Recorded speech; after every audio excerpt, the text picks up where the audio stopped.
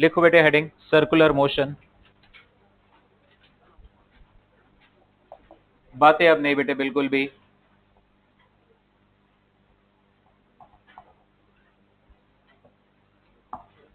ठीक है, circular motion.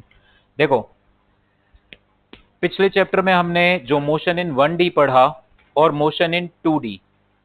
गविष्ठ बेटे मुझे ये बताओ कि मोशन इन 1D और मोशन इन 2D में वेलोसिटी एक्सेलरेशन में फर्क कहां पे था? किस किस मेन चीज में फर्क था?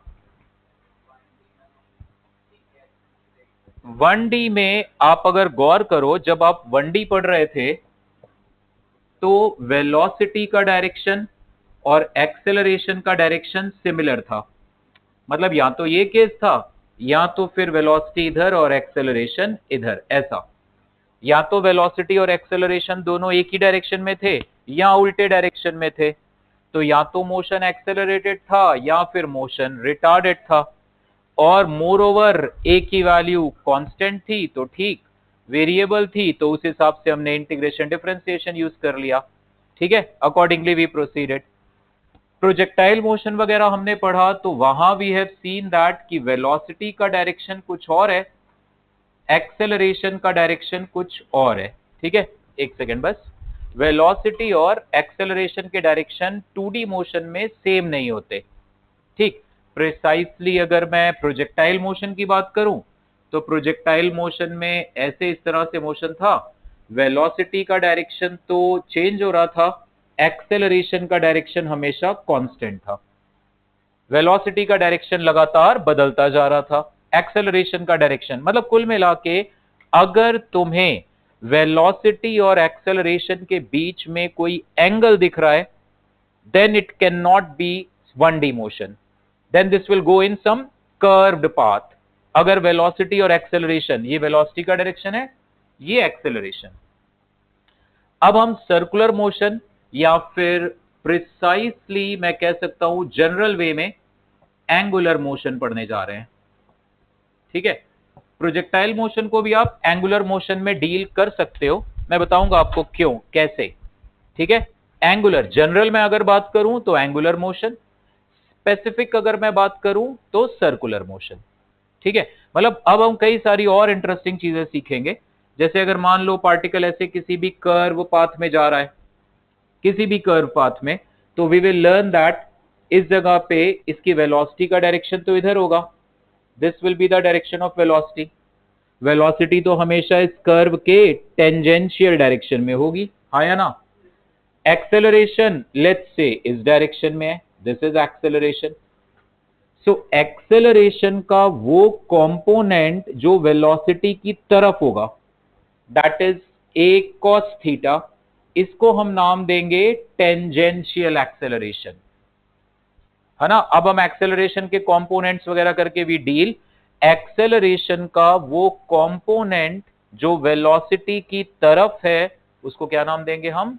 टेंजेंशियल। इसका काम है स्पीड को बढ़ाना या घटाना। अगर ये टेंजेंशियल एक्सेलरेशन वेलोसिटी के ही डायरेक्शन में है तो स्पीड को बढ़ाएगा, और एक्सेलरेशन का वो कंपोनेंट जो वेलोसिटी के परपेंडिकुलर है, यानी ए साइन थीटा, इसको हम नाम देंगे, कोई बताएगा? रेडियल भी कह सकते हो, सेंट्रीपिटल भी। सेंट्रीपिटल, इसका क्या काम है भव्या बेटे? डायरेक्शन चेंज करना। इस एक्सेलरेशन का काम होगा वेलोसिटी के डायरेक्शन को कंट्रोल करना, इस एक्सेलरेशन का काम होगा वेलोसिटी के मैग्नीट्यूड को कंट्रोल करना। इसको हम नाम देंगे टेंजेंशियल, इसको कहोगे रेडियल या सेंट्रीपिटल। तो पहले ये डायग्राम बनाओ जरा आप, ये कोई भी आर्बिट्ररी कर्व पाथ बनवाओ, मैं लिखवा देता हूं इसको पहले आपको। ये मैं जनरल बात कर रहा हूं, प्रिसाइसली सर्कुलर मोशन पे आता हूं मैं अभी।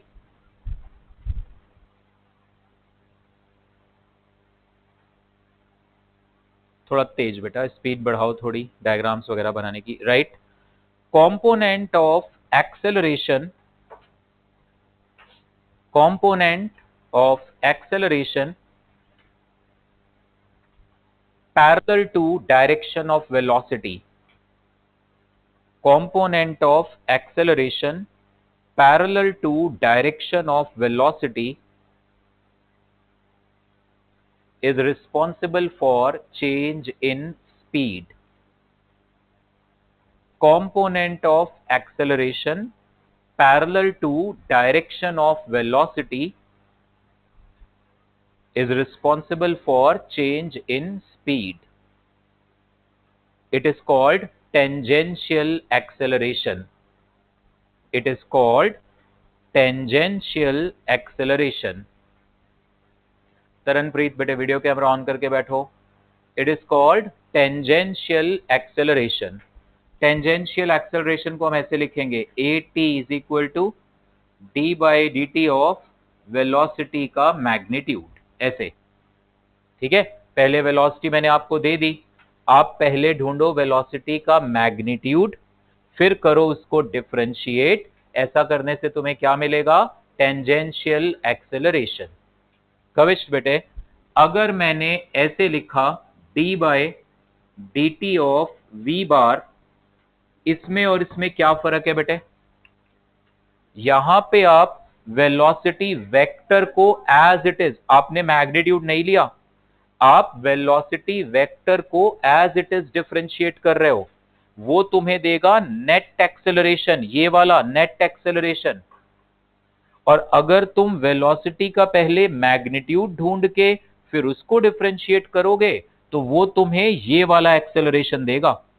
ये चीज तुम्हें नेट एक्सेलरेशन नहीं देगी, एक्सेलरेशन का सिर्फ कंपोनेंट देगी विच इज टेंजेंशियल, है ना. मान लो मैंने ऐसे लिखा, मैंने कहा यार वेलोसिटी है पार्टिकल की v1 i cap plus v2 j cap plus v3 k cap. मैंने कहा ये पार्टिकल की वेलोसिटी है.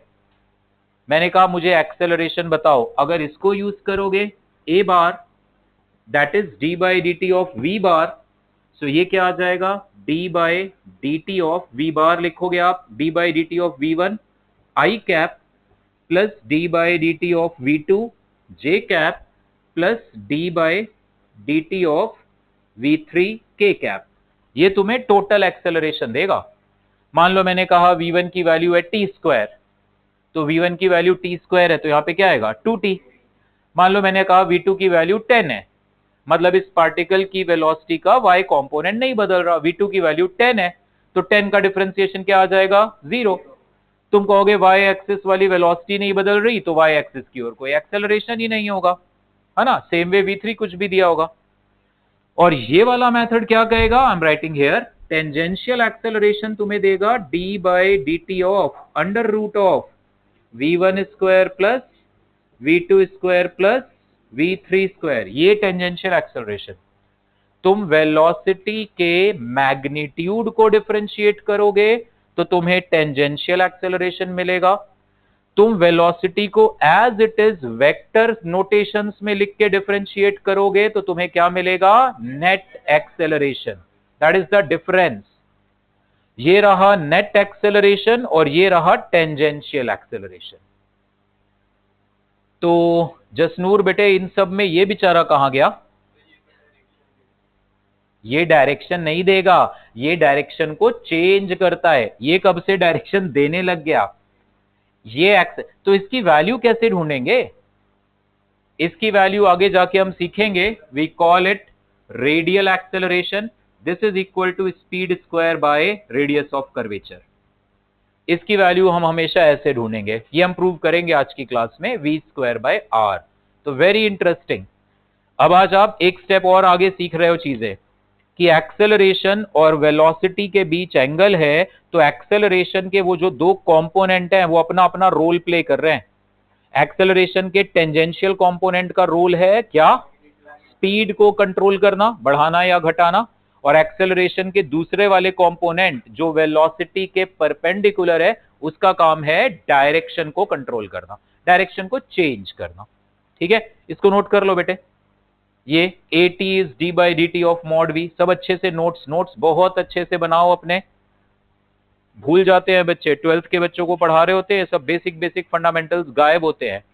इस टाइम पे तुम्हें लगेगा सर बेसिक सी तो बातें हैं, आ गया मेरी समझ में. नोट्स बना लो अच्छे से, सो दैट ये बेसिक फंडामेंटल्स आप हमेशा दिमाग में रखो. यस बेटे. ये वाला पार्ट बेटे, मैंने वेलोसिटी वेक्टर को as it is, velocity vector ये था, इसका एज इट इज डिफरेंशिएशन किया। जैसे मान ले v1 की वैल्यू थी टी स्क्वायर, तो d by D t of T square हो जाएगा 2t आई कैप, मतलब एक्सेलरेशन का x कंपोनेंट आ जाएगा 2t। मतलब एक एक करके डिफरेंशिएट किया आई कैप जे कैप के कैप वाले टर्म को, तो मुझे क्या मिलेगा, नेट एक्सेलरेशन। अगर तूने इस वेलोसिटी का मैग्नीट्यूड लिया पहले, उसको डिफरेंशिएट किया, it will give you tangential acceleration. Okay,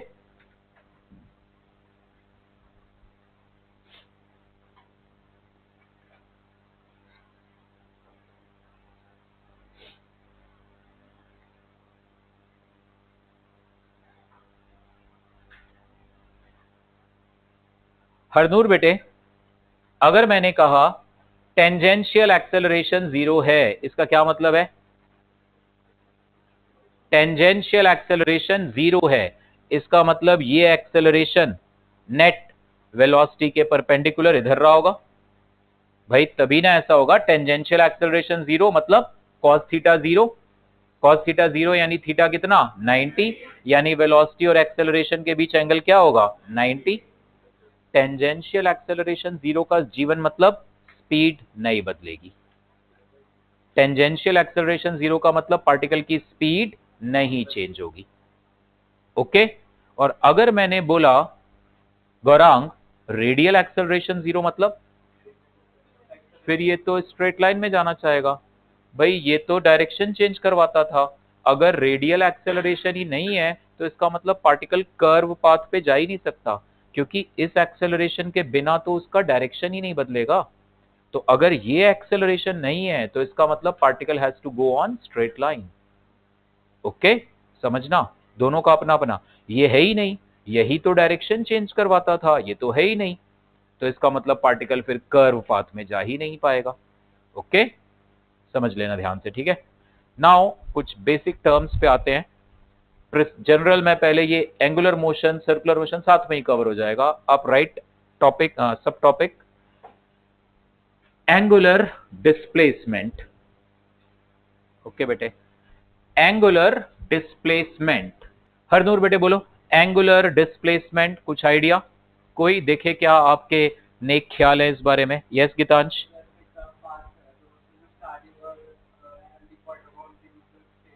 नहीं नहीं, ऐसे नहीं। एंगुलर डिस्प्लेसमेंट का मतलब है, देखना इधर ध्यान से, अगर ये एक पार्टिकल मान लो ऐसे स्ट्रेट लाइन में जा रहा है, मैं कहूंगा क्या ये पार्टिकल का एंगुलर डिस्प्लेसमेंट, डिस्प्लेसमेंट तो मतलब पता ही है आपको, इनिशियल पोजीशन और फाइनल पोजीशन को जोड़ने वाली स्ट्रेट लाइन की लेंथ, दैट इज डिस्प्लेसमेंट का मैग्नीट्यूड। एंगुलर डिस्प्लेसमेंट, ये पार्टिकल स्ट्रेट लाइन में जा रहा है, जब भी मैं तुमसे कहूंगा मुझे इस पार्टिकल का या कोई भी पार्टिकल है उसका एंगुलर डिस्प्लेसमेंट बताओ, तुम कहोगे किसके रिस्पेक्ट में बताना है, किसके रिस्पेक्ट में? तो सपोज दैट यहां पे इस जगह पे एक ऑब्जर्वर है ओ, मुझे इस पार्टिकल का डिस्प्लेसमेंट ओ के रिस्पेक्ट में बताना है जब ये पार्टिकल ए से चलकर बी पर पहुंचा।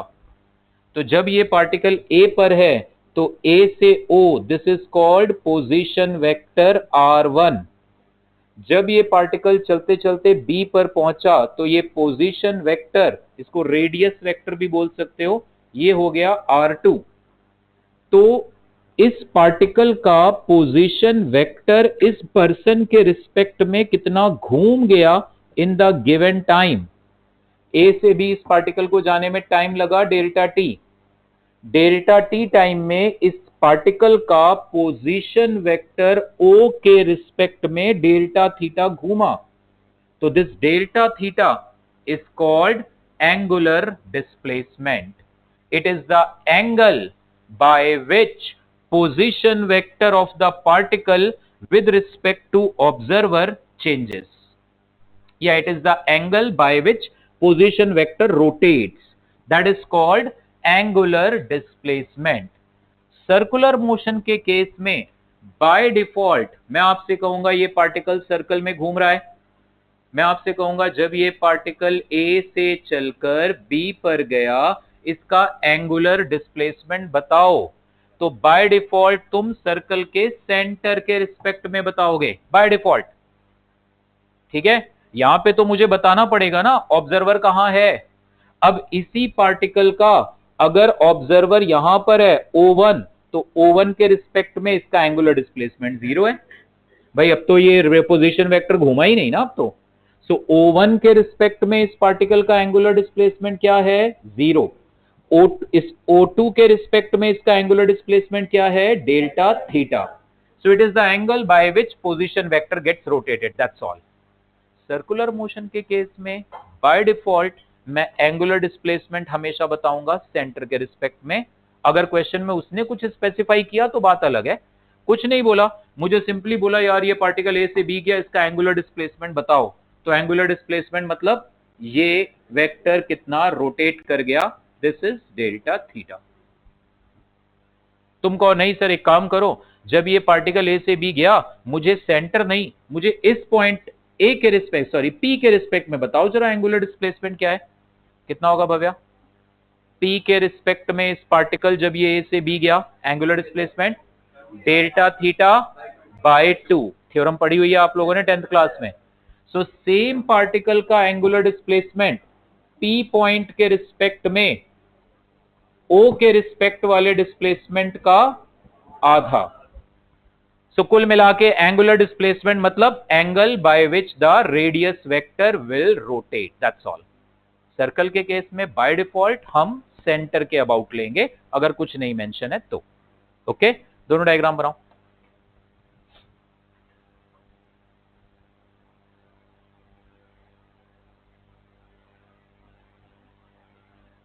It is the angle by which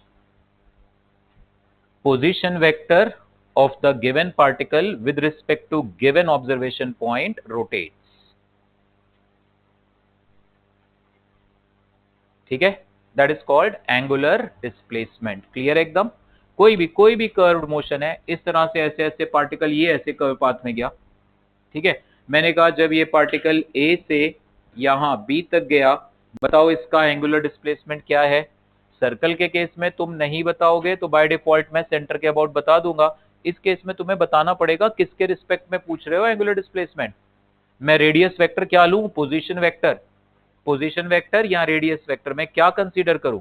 so let us से मैंने कहा इस पॉइंट O के रिस्पेक्ट में, तो ये रहा इनिशियल रेडियस वेक्टर, ये रहा फाइनल रेडियस वेक्टर, ये रहा एंगुलर डिस्प्लेसमेंट डेल्टा थीटा। ठीक, मतलब कोई भी चीज अगर मोशन में है, मैं ऑब्जर्वर हूं, मेरे रिस्पेक्ट में ये मार्कर ऐसे घूम रहा है और इस मार्कर को ऑब्जर्व करने के लिए मेरा ऑब्जर्वेशन, मेरा लाइन ऑफ साइट भी रोटेट कर रहा है ऐसे, मैं इसको ऑब्जर्व कर रहा हूं तो मैं भी ऐसे घूम रहा हूं, तो मेरे रिस्पेक्ट में ये एंगुलर मोशन में है। Angular motion not necessarily means circular motion. ये पार्टिकल भी स्ट्रेट लाइन में जा रहा है बट इस पॉइंट O2 के रिस्पेक्ट में ये एंगुलर मोशन में है, क्योंकि तुम ऐसे खड़े हो, सामने से ऐसे ट्रेन निकली, तो सामने से ऐसे ट्रेन निकली तो तुम्हारा ऑब्जर्वेशन पॉइंट ऐसे घूमेगा, तो तुम्हारे रिस्पेक्ट में वो ट्रेन जो कि वैसे तो स्ट्रेट लाइन में चल रही है बट तुम्हारे रिस्पेक्ट में वो एंगुलर मोशन में है। ठीक है, then next we define angular velocity. ठीक है, इसकी यूनिट तो हो जाएगी रेडियंस एंगुलर डिस्प्लेसमेंट की, ज्यादातर हम रेडियंस में ही बताएंगे, डिग्री में नहीं। एंगुलर वेलोसिटी इसका सिंबल हम यूज करेंगे ओमेगा और इसकी यूनिट हम डिफाइन करेंगे रेडियन पर सेकेंड। समझ में आ ही रहा होगा ये क्या चीज है। वेलोसिटी क्या होती है? Displacement upon time. तो एंगुलर वेलोसिटी क्या होती है? एंगुलर डिस्प्लेसमेंट पर यूनिट टाइम। मान लो इस पार्टिकल को ए से बी तक जाने में डेल्टा टी टाइम लगा था, तो मैंने कहा जब ये पार्टिकल ए से बी गया तो इस O2 के रिस्पेक्ट में इसकी एंगुलर वेलोसिटी बताओ, एवरेज एंगुलर वेलोसिटी। तो एवरेज एंगुलर वेलोसिटी की वैल्यू क्या आएगी? Delta theta by delta t. बिल्कुल नॉर्मल वेलोसिटी की तरह एवरेज वेलोसिटी क्या बताते हो? Displacement upon time, delta x by delta t या delta y by delta t, है ना। तो ऐसे ही एवरेज, ये पार्टिकल यहां पे ए पे था, ए से बी गया 5 सेकंड में और ये एंगल रोटेट करा 60 डिग्री, तो what is the average angular velocity? Omega. 60 degree को आप क्या लिख दोगे? पाई बाय 3 और टाइम कितना लगा? 5 सेकंड, तो एंगुलर वेलोसिटी की एवरेज वैल्यू कितनी आ जाएगी? π/15 रेडियन पर second. So it is angular displacement पर यूनिट टाइम. ओके, और ये अभी एंगुलर वेलोसिटी की एवरेज वैल्यू बताई है, ये delta theta by delta T. Instantaneous value D theta by D T कर दो. डिफरेंस बिल्कुल नॉर्मल केस है. Average velocity delta x by delta T. Instantaneous velocity D x by D T करते हो ना. इंस्टेंटेनियस के लिए तुम dt सेकेंड्स लोगे. मान लो ये पार्टिकल बी पे है, अगले dt सेकेंड्स में हल्का सा आगे गया तो ये वेक्टर हल्का सा डी थीटा घूमेगा.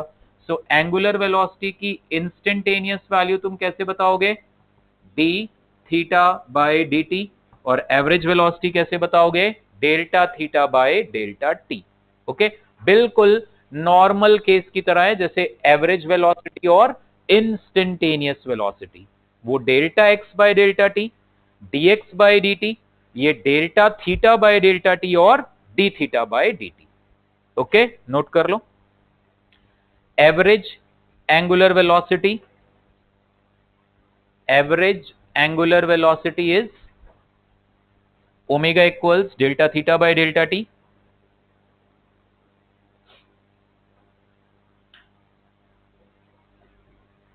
And instantaneous angular velocity is d theta by dt. Instantaneous angular velocity is d theta by dt.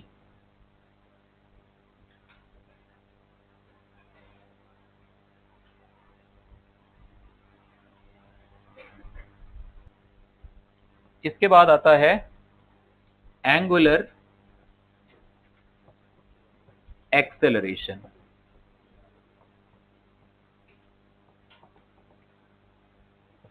इसका सिंबल हम यूज करते हैं अल्फा. एंगुलर एक्सेलरेशन, ये क्या होगा प्रभ मेहर बेटे बताओ? एंगुलर एक्स बिल्कुल लीनियर वाली डिस्प्लेसमेंट वेलोसिटी एक्सेलरेशन से रिलेटेड है. It is rate of change of angular velocity with respect to time. बिल्कुल सेम है. उधर था डिस्प्लेसमेंट, यहां एंगुलर डिस्प्लेसमेंट है ना. उधर तुम देखते थे पार्टिकल चला कितना, यहां देखते हो घूमा कितना, रेडियस वेक्टर. ठीक, वहां पे जितना तेज चल रहा है आप कहोगे एंगुलर वेलोसिटी उतनी तेज, यहां पे जितना तेज घूम रहा है. जैसे अगर आप घड़ी की सुइयां देखो तो आर हैंड की एंगुलर वेलोसिटी होगी सबसे कम, मिनट हैंड की एंगुलर वेलोसिटी उससे तेज, और सेकंड वाली जो नीडल है उसकी एंगुलर वेलोसिटी सबसे तेज होगी, सबसे तेज घूम रही है वो. ठीक है. सो एंगुलर एक्सेलरेशन अल्फा की अगर तुम्हें चाहिए है एवरेज वैल्यू तो that is delta omega by delta T. Unit इसकी क्या आएगी? रेडियन पर सेकेंड स्क्वायर. और अगर तुम्हें एंगुलर एक्सेलरेशन की इंस्टेंटेनियस वैल्यू चाहिए so that is d omega by dt. Unit वही रेडियन पर सेकेंड स्क्वायर. ठीक है. So it is rate of, लिख लो, it is rate of change of angular velocity with respect to time. It is rate of change of angular velocity with respect to time.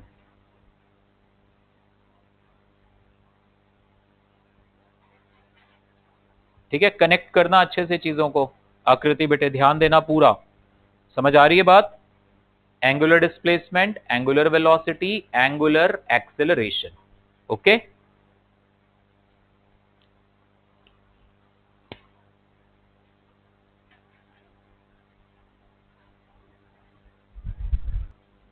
Uniform circular motion का मतलब होता है कि अगर एक particle circle में ऐसे, सर्कल का रेडियस है मान लो कैपिटल आर, ये पार्टिकल मान लो सर्कल में कांस्टेंट स्पीड के साथ घूमता जा रहा है.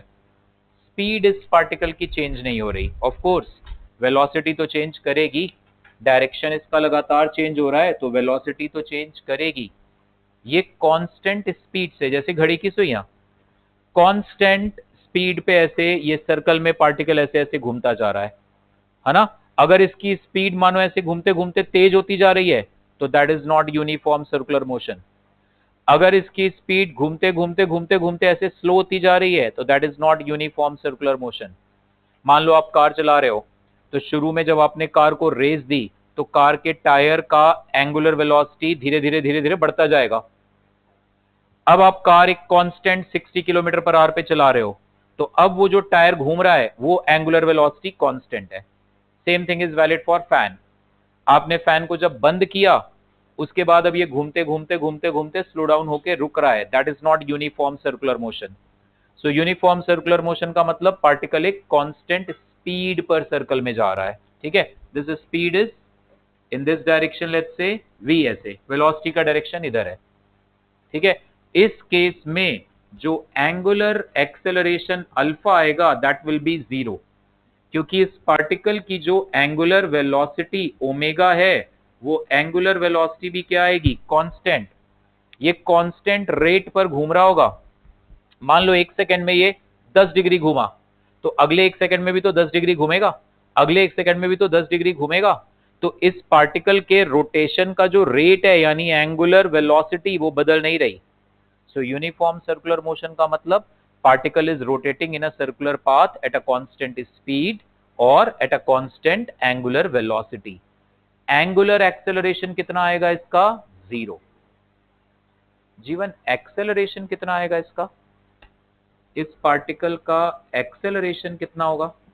एंगुलर एक्सेलरेशन तो 0 है, एक्सेलरेशन कितना होगा। यस प्रमेर, इसके पास सिर्फ इस वक्त रेडियल एक्सेलरेशन होगा। अभी अभी मैंने आपको सिखाया था स्पीड इसकी बदल नहीं रही है, स्पीड नहीं बदल रही है तो इसके पास टेंजेंशियल एक्सेलरेशन नहीं होगा, इसके पास सिर्फ कौन सा एक्सेलरेशन होगा, रेडियल।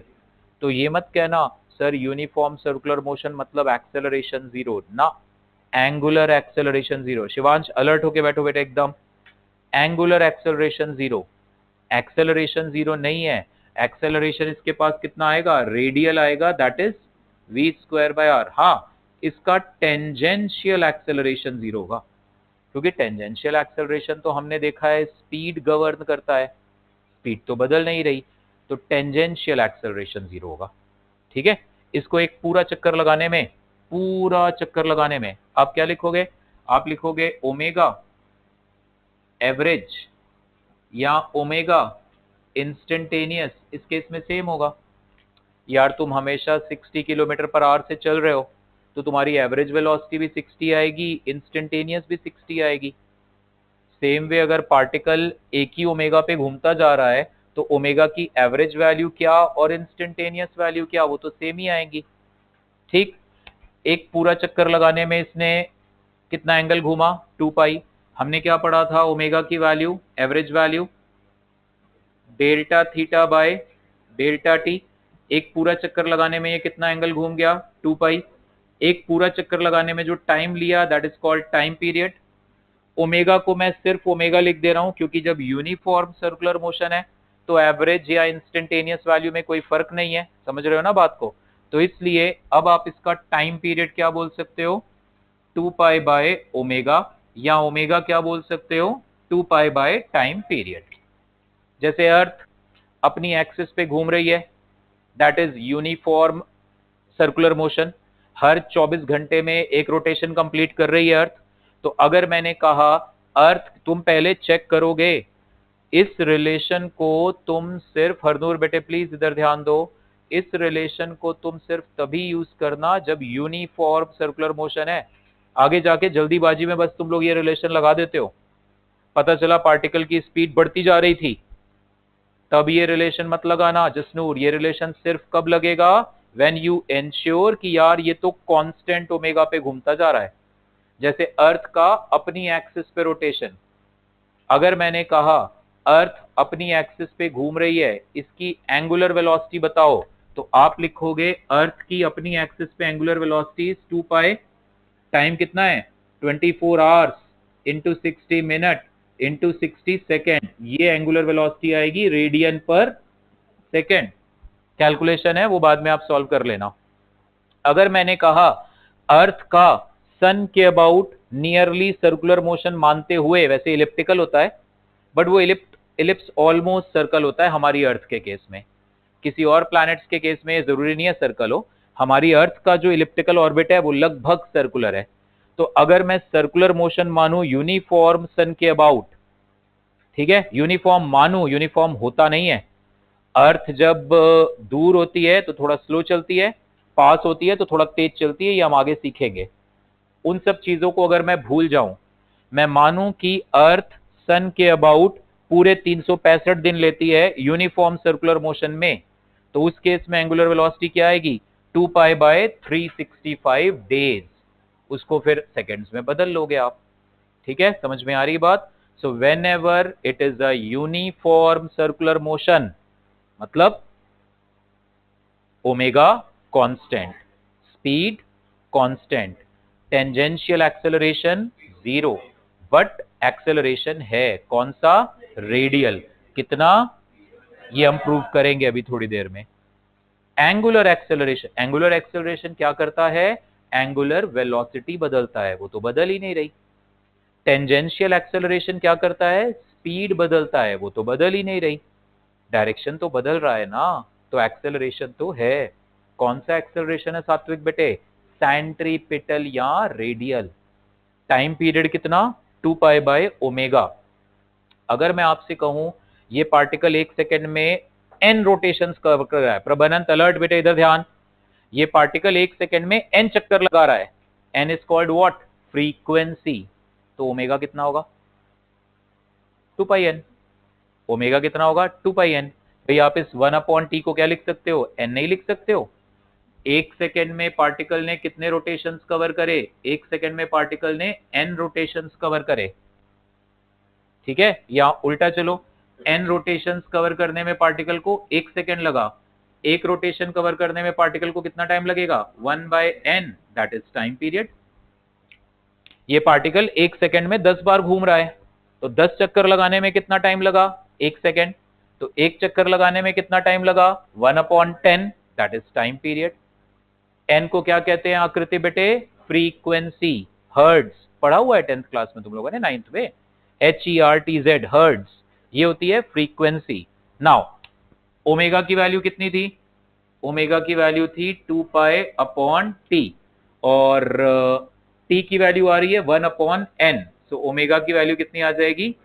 2πn। ये सारे रिलेशन आपने ध्यान रखने हैं, और ये कहां यूज करोगे? यूनिफॉर्म सर्कुलर मोशन में।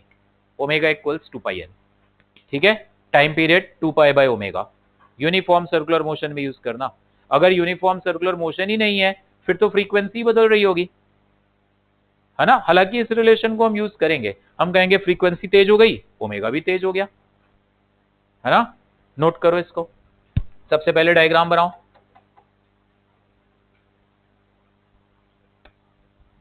ये चीज को लास्ट में नोट करना, पहले इसको नोट करना, फिर इसको, फिर उसको।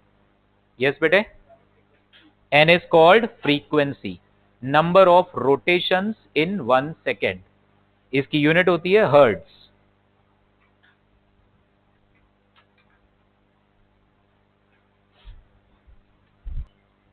Uniform circular motion means, uniform circular motion means particle is rotating, uniform circular motion means particle is rotating at a constant speed, particle is rotating at a constant speed or at a constant angular velocity, or at a constant angular velocity.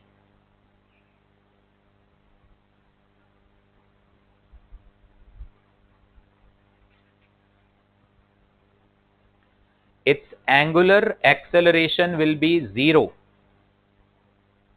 Its angular acceleration will be zero,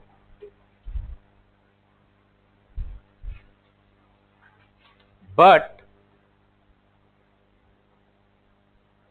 linear acceleration is non-zero. but linear acceleration is non-zero.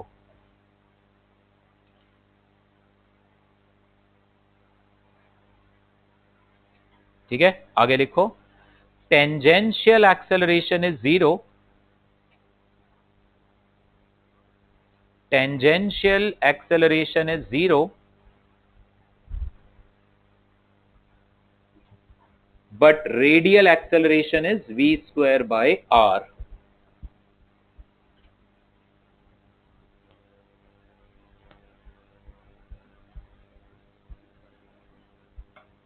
ठीक है, तो अगर particle uniform circular motion में है तो it will have only centripetal acceleration v square by r. जरा उसका derivation देखते हैं कैसे आया v square by r. So right, derivation of, अगले पेज पे लिखो हेडिंग बेटे, derivation of centripetal acceleration equal to v square by r. Derivation of centripetal acceleration equal to v square by r. ये particle घूम रहा है circle में, शुरू में ये पार्टिकल a पर है, r रेडियस के सर्कल में, इसकी स्पीड कांस्टेंट है, ये कांस्टेंट स्पीड v से घूम रहा है. ठीक, हल्के से टाइम dt में, हल्के से टाइम dt में ये पार्टिकल a से हल्का सा आगे जाएगा, बट डायग्राम थोड़ा अच्छा दिखाने के लिए मैं इतनी दूर तक दिखा दे रहा हूं पार्टिकल को. जाहिर सी बात है यहां से यहां dt टाइम में थोड़ा आएगा, बट डायग्राम थोड़ा बेटर बनाने के लिए. तो हल्के से टाइम dt में ये पार्टिकल सेंटर पे इसने d थीटा एंगल बनाया, तो ये पार्टिकल की अब वेलोसिटी का डायरेक्शन ऐसा हो गया v. अगर ये रेडियस वेक्टर ने d थीटा रोटेट किया तो पार्टिकल की वेलोसिटी का डायरेक्शन भी तो d थीटा घुमा होगा. स्पीड मैं सेम रख रहा हूं, I am taking the case of uniform circular motion. ठीक, तो पार्टिकल की स्पीड नहीं बदली बट डायरेक्शन तो बदल गया. सो आई कैन से दैट ये एंगल भी कितना आएगा, this angle will also be D theta. आप ऐसे भी चेक कर सकते हो, हॉरिजॉन्टल लाइन यहां बनाओ, ये हॉरिजॉन्टल लाइन, ये वर्टिकल लाइन, ये डी थीटा, तो ये वाला एंगल भी क्या आएगा, डी थीटा. तो ये 90 माइनस डी थीटा, तो ये डी थीटा. वैसे भी बेटे ये चीज आपके सामने कई बार आएगी, कई बारी, ये मैं लॉज ऑफ मोशन में भी बता चुका हूं. ये रेडियस वेक्टर, ये वेलोसिटी वेक्टर शुरू में, ये दोनों हमेशा कैसे हैं, परपेंडिकुलर. तो अगर एक घूमेगा डी थीटा तो दूसरा भी तो डी थीटा घूम जाएगा यार, ये दोनों तो सेम एंगल ही घूमेंगे. सेम चीज I have told you in laws of motion. ये हॉरिजॉन्टल, ये वर्टिकल है ना. इधर ध्यान दो समग्र, अगर मैंने आपसे नॉर्मल फोर्स लेता था, मैं आपसे कहता था इंक्लाइन प्लेन हॉरिजॉन्टल से थीटा एंगल पर है, तो इंक्लाइन प्लेन का परपेंडिकुलर यानी नॉर्मल फोर्स वर्टिकल से थीटा एंगल पर होगा. ठीक है, तो ये चीज हम पहले भी देख चुके हैं. तो छोटे से टाइम dt में रेडियस वेक्टर ने जितना रोटेट किया, पार्टिकल की वेलोसिटी के डायरेक्शन ने भी उतना ही चेंज हो गया. हमें क्या चाहिए, एक्सेलरेशन. एक्सेलरेशन क्या होता है, this acceleration is equal to change in velocity vector पर यूनिट टाइम. ये होता है एक्सेलरेशन. टेंजेंशियल एक्सेलरेशन की तो बात करें ना, टेंजेंशियल एक्सेलरेशन क्या होता है, d by D t of v का मैग्नीट्यूड. v का मैग्नीट्यूड तो बदल नहीं रहा, v का डायरेक्शन बदल रहा है. समझ में आ रही है बात. तो अब मुझे किसी भी तरीके से वेलोसिटी, इसको भी वेक्टर साइन ऐसे लगा लो आप, मुझे किसी भी तरह से वेलोसिटी के मतलब वेक्टोरियली वेलोसिटी में जो चेंज आया वो ढूंढना है. शुरू में वेलोसिटी का डायरेक्शन इधर था, अब वेलोसिटी का डायरेक्शन इधर है. गविष्ट बोलो कैसे ढूंढे. कभी भी हम, ये dv का मतलब क्या है, चेंज, मतलब फाइनल वेलोसिटी माइनस इनिशियल. मैंने आपको वेक्टर्स में सिखाया है, अगर ये एक वेक्टर है a बार, ये एक दूसरा वेक्टर है b बार, मुझे चाहिए b बार माइनस a बार, तो ये वेक्टर नहीं होगा b बार माइनस a बार. याद करो, ये बताया है मैंने आपको. अगर आप दो वेक्टर्स को एक साथ दिखाओ ऐसे कॉमन टेल से, देन उन दोनों के हेड को जोड़ने वाला वेक्टर क्या देता है, उनका डिफरेंस. अगर एरो तुमने इधर लगाया तो ये b बार माइनस a बार है, अगर एरो उधर लगा देते तो a बार, ये वेक्टर्स में बता चुका हूं मैं आपको, बहुत फंडामेंटल चीजें हैं। तो अब मुझे फाइनल वेलोसिटी वेक्टर में से इनिशियल वेलोसिटी वेक्टर को घटाना है। I want change in velocity vector. मुझे स्पीड में चेंज, वो तो है ही नहीं इस केस में। सो इस केस में व्हाट इज हैपनिंग, ये रही इनिशियल वेलोसिटी का डायरेक्शन ऐसे, इसका मैग्नीट्यूड क्या है v, और ये जो फाइनल वेलोसिटी का डायरेक्शन है वो इनिशियल से d थीटा घूम गया है। तो यहां से आप फाइनल वेलोसिटी वेक्टर ऐसे दिखाओ, ये फाइनल वेलोसिटी वेक्टर, इसका भी मैग्नीट्यूड क्या है v। ये दोनों एरो की लेंथ बराबर बनेगी, एरो की लेंथ मैग्नीट्यूड को रिप्रेजेंट करती है ना, मैग्नीट्यूड तो चेंज नहीं हुआ। नाउ बोलो dv क्या होगा, ये होगा कि नहीं होगा dv। मैं dv का खाली मैग्नीट्यूड ले रहा हूं, वेलोसिटी के चेंज का मैग्नीट्यूड, ये dv वेक्टर, इसका मैग्नीट्यूड ले रहा हूं, है ना। ये एंगल कितना है इनके बीच का, d थीटा, है कि नहीं है। नाउ हमने क्या पढ़ा है, angle is equal to arc upon radius, ये तो पता है ना आपको, 8, 9, 10 क्लास में पढ़ते हो। Angle is equal to arc upon radius, तो इस डायग्राम से मैं क्या बोल सकता हूं, d theta is equal to dv by v। तो यानी dv के मैग्नीट्यूड को मैं क्या लिख सकता हूं, dv के मैग्नीट्यूड को मैं लिख सकता हूं vd थीटा। यानी एक्सेलरेशन का मैग्नीट्यूड कितना आ गया, dv बाय dt। ठीक है, dv का मतलब समझ रहे हो ना, देखो मेरी बात सुनना गौर से बेटे, d of dt of mod of v vector या d by dt of v vector, इसका मॉड, इन दोनों में फर्क है। और मैं इस जगह पर ये सेकंड वाली चीज ले रहा हूं, ये पूरे में मॉड लगा लो आप, कोई दिक्कत नहीं है। मैं यहां पे, ये प्लीज गौर से समझो, ये है वेलोसिटी, पहले तुमने निकाला है मैग्नीट्यूड यानी स्पीड, ये तुम स्पीड का डिफरेंशिएशन कर रहे हो। इस पर्टिकुलर केस में इसकी वैल्यू क्या आएगी, 0, क्योंकि स्पीड तो बदल ही नहीं रही। ये तुम क्या कह रहे हो, ये तुम पहले वेलोसिटी को डिफरेंशिएट कर या चेंज इन वेलोसिटी निकाल ले रहे हो, चेंज इन वेलोसिटी का मैग्नीट्यूड ले रहे हो, ये चेंज इन वेलोसिटी थी, चेंज इन स्पीड तो थी नहीं। ये एक्सप्रेशन मुझे क्या कह रहा है, change in speed with respect to time. ये मुझे क्या कह रहा है, change in velocity with respect to time. आप वेलोसिटी, ये वेक्टोरियली तो घटाया है मैंने, मैं डायरेक्ट v में से v घटाऊंगा तो 0 बोल दूंगा फिर मैग्नीट्यूड तो, ये मैंने वेलोसिटी को वेक्टोरियली तो घटाया है, फाइनल वेलोसिटी वेक्टर में से इनिशियल को घटाया, क्या बचा dv, सो मैंने उसका मैग्नीट्यूड ले लिया। तो मैंने यहां पे बेसिकली ये dv बाई dt ये चीज ढूंढी है।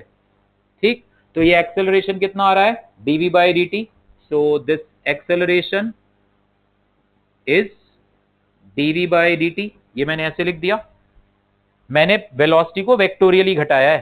ठीक है, यहां पे मैं वेक्टर साइन लगा नहीं रहा। नाउ dv को यहां से मैंने क्या लिख दिया, v d theta by dt, और d थीटा बाय dt क्या होता है, ओमेगा।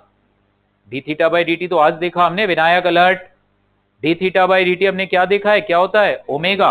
यानी एक्सेलरेशन का वैल्यू क्या आ गया, v ओमेगा। ओके, और ओमेगा को तुम v बाय आर, वो मैं अभी लिख के दिखा देता हूं कैसे आएगा, v equal to omega R लिख सकते हैं हम, ओमेगा को v बाय आर लिख सकते हैं हम, वो मैं अभी बता देता हूं। सो ओमेगा को अगर मैं v बाय आर लिखूंगा तो ये एक्सेलरेशन कितना आ जाएगा, v स्क्वायर बाय आर, या फिर v को लिख दो तुम ओमेगा आर, तो ये आ जाएगा ओमेगा स्क्वायर आर। ये आ गया सेंट्रीपिटल एक्सेलरेशन का मैग्नीट्यूड, डायरेक्शन अभी बाकी है। नहीं समझ में आई जीवन बात बेटे, कुछ भी नहीं है। हमने क्या किया, हमसे कहा गया एक्सेलरेशन निकालो, एक्सेलरेशन क्या होता है, change in velocity upon time. Change in velocity मैंने वेक्टोरियली निकाली, ये चेंज इन वेलोसिटी है dv।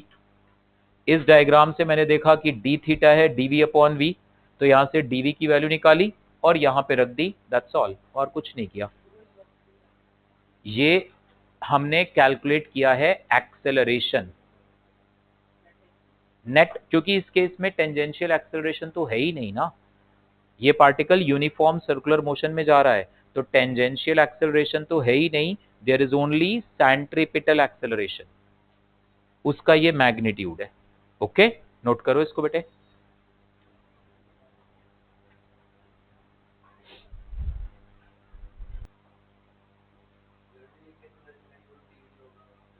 कहाँ पे बेटा?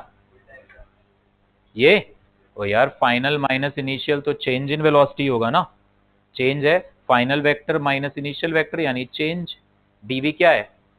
डीवी है क्या? चेंज है ना, यानी फाइनल माइनस इनिशियल। तो वही तो किया है, फाइनल माइनस, वो ये क्या है? Final vector minus initial vector है। ठीक है,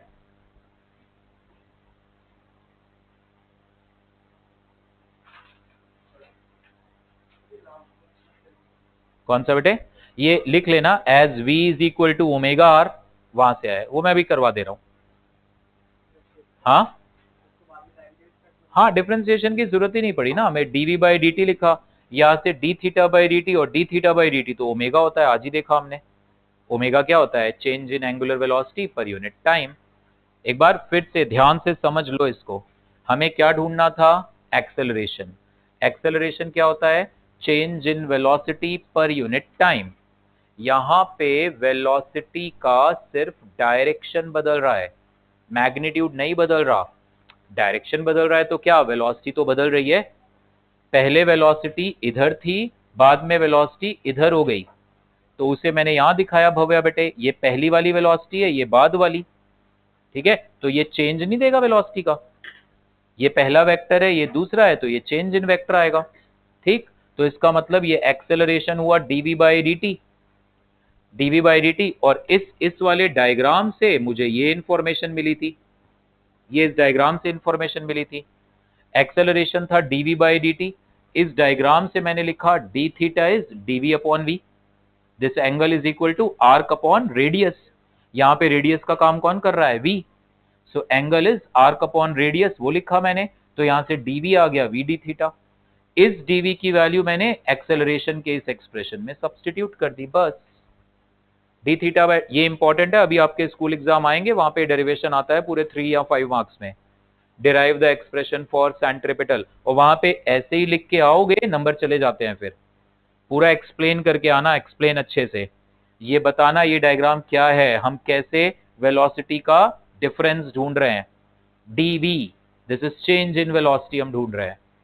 ओके, सो एक्सेलरेशन। अब डायरेक्शन, एक्सेलरेशन का डायरेक्शन हमेशा किधर होता है? वेलोसिटी के चेंज की तरफ। वेलोसिटी के चेंज का डायरेक्शन ये रहा, ये एंगल डी थीटा है, तो ये वाला एंगल कितना होगा, और ये वाला एंगल कितना होगा? ये एंगल अगर डी थीटा है, डी थीटा को नियरली जीरो ही मानो, तो ये एंगल नियरली 90 नहीं आएगा यार? 90 माइनस डी थीटा बाई 2 होगा बेसिकली। तीनों एंगल्स का सम कितना आएगा? 180। ये दोनों एंगल बराबर हैं क्योंकि ये तो आइसोसेलेस ट्रायंगल बन रहा है। बेसिकली ये दोनों एंगल लगभग लगभग कितने आएंगे? 90। इसका मतलब जो वेलोसिटी का चेंज है उसका डायरेक्शन वेलोसिटी के डायरेक्शन से 90 डिग्री पर है। वेलोसिटी के डायरेक्शन का जो चेंज है उसका डायरेक्शन वेलोसिटी के डायरेक्शन से 90, तो वेलोसिटी के डायरेक्शन से 90, तो ये आ गया एक्सेलरेशन का direction, v square by r। ये एंगल लगभग 90 डिग्री है। आप कहोगे सर 90 से हल्का सा d थीटा बाय 2 कम है, d थीटा इज नेग्लिजिबल। ठीक है, तो इसलिए हम कहेंगे सेंट्रीपिटल एक्सेलरेशन का डायरेक्शन हमेशा वेलोसिटी के डायरेक्शन से 90 डिग्री पर होगा। ओके, ये डायग्राम में दिख रहा है साफ, ये लगभग 90 डिग्री एंगल है, नोट करो इसको। Direction of acceleration, direction of this acceleration is in the direction of dv. Direction of this acceleration is in the direction of dv,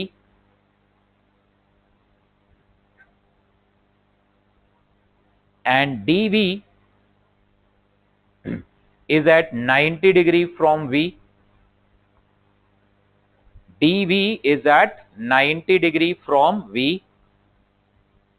hence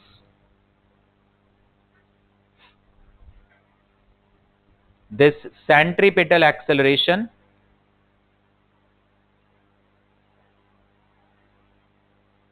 is making an angle of 90 degree with the velocity vector. Hence, this centripetal acceleration is making an angle of 90 degree with velocity vector.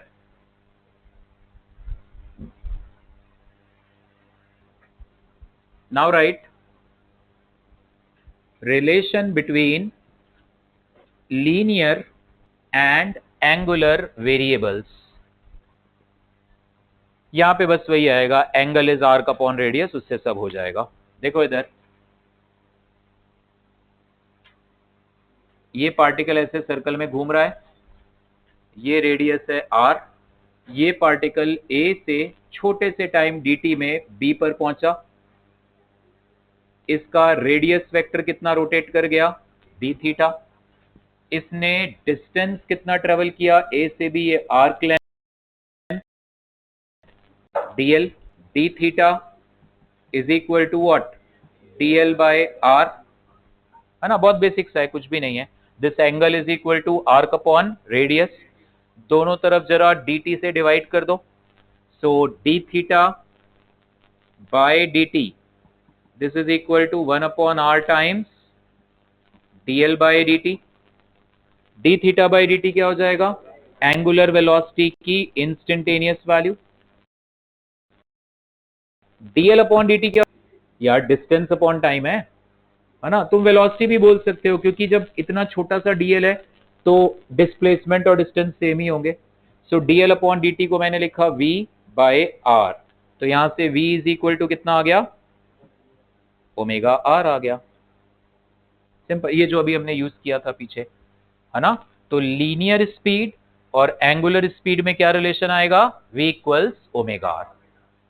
Angular displacement और distance travelled में d theta is dl by r। Okay, note करो इसको।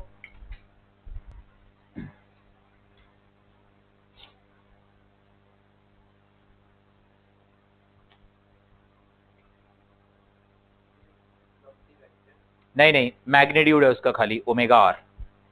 ठीक है, vector होता तो फिर मैं v बार लिखता, डायरेक्शन वगैरह, r को भी वेक्टर फॉर्म में लिखता। वेक्टर फॉर्म में अगर तुम्हें इसको लिखना है ना, सुनना ध्यान से, वेक्टर फॉर्म में अगर लिखना है v और ओमेगा के बीच में रिलेशन, ये पार्टिकल है यहाँ पे, ये रहा वेलोसिटी वेक्टर, पार्टिकल सर्कल में घूम रहा है ऐसे, एंगुलर वेलोसिटी, ये स्केलर रिलेशन है v equal to omega R. अगर हमें वेक्टोरियल रिलेशन लिखना है, ध्यान से देखना एक मिनट, ओमेगा वेक्टर का डायरेक्शन ऐसा होता है, perpendicular to the plane of the board outside. ठीक है, ये ओमेगा वेक्टर का डायरेक्शन ऐसे है, इस तरह से बाहर की ओर। एंगुलर वेलोसिटी सूडो वेक्टर है। एंगुलर वेलो, अगर पार्टिकल ऐसे ऐसे गोल गोल घूम रहा है, ठीक है, ऐसे, मैं कहूंगा एंगुलर वेलोसिटी का डायरेक्शन क्या है, आप अपने राइट हैंड को ऐसे ही घुमाओगे तो थंब बताएगा।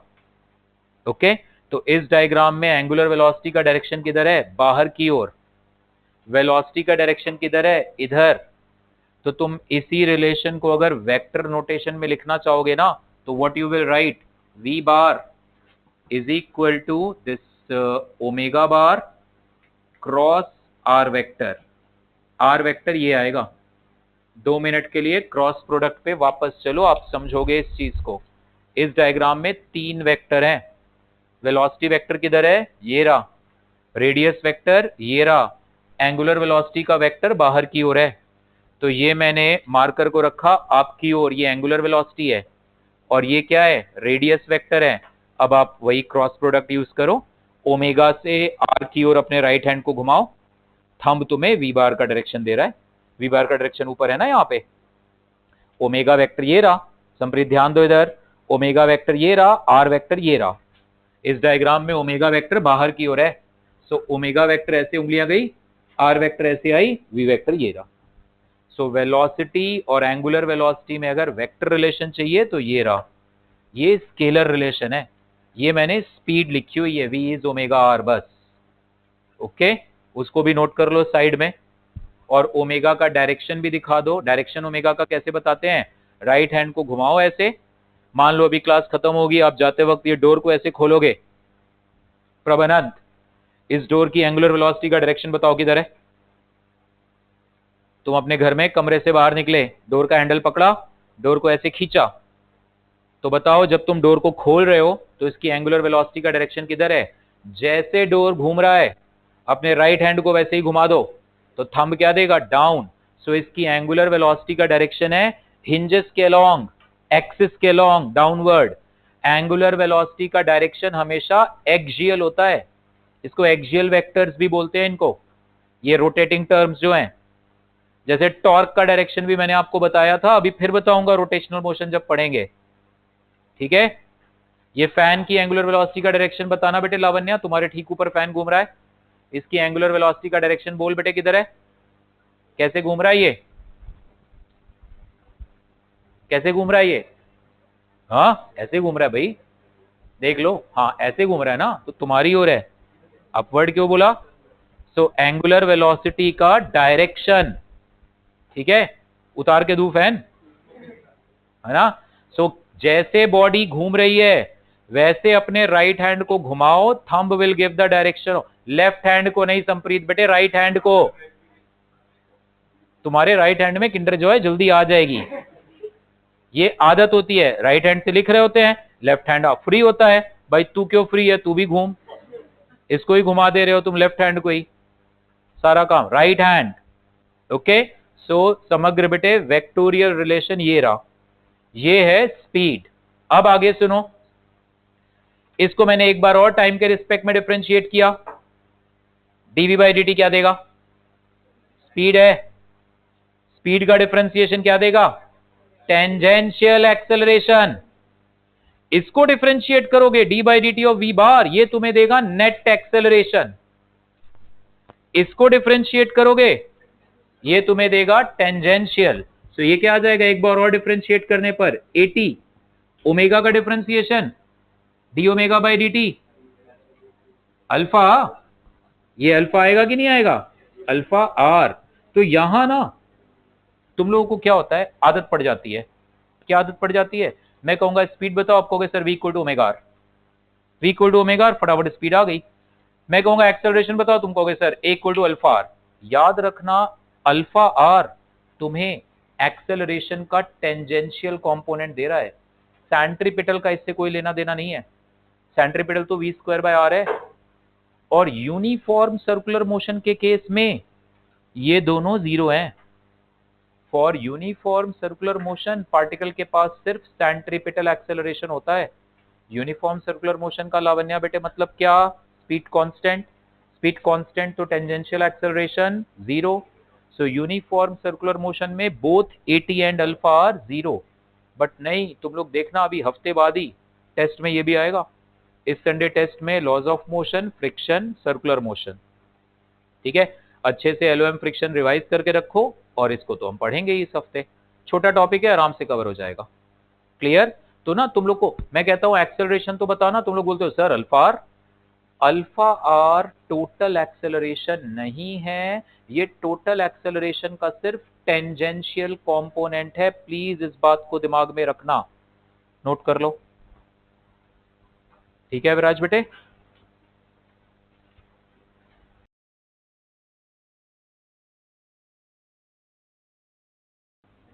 ठीक है बेटे,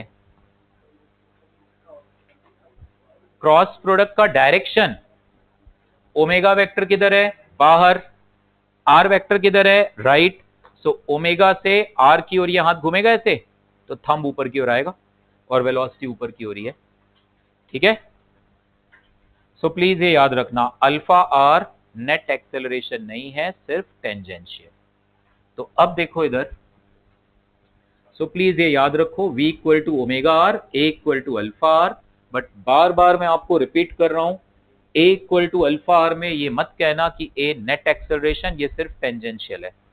सो now we have seen what, अगर पार्टिकल कांस्टेंट स्पीड से ऐसे सर्कल में घूम रहा है, कांस्टेंट स्पीड से, तो इसके पास सिर्फ सेंट्रीपिटल एक्सेलरेशन होगा, इसका टेंजेंशियल एक्सेलरेशन कितना होगा, जीरो, इसका एंगुलर एक्सेलरेशन कितना होगा, जीरो, इसकी स्पीड और एंगुलर वेलोसिटी क्या होंगी, कांस्टेंट, वेलोसिटी कांस्टेंट नहीं होगी, डायरेक्शन बदल रहा होगा।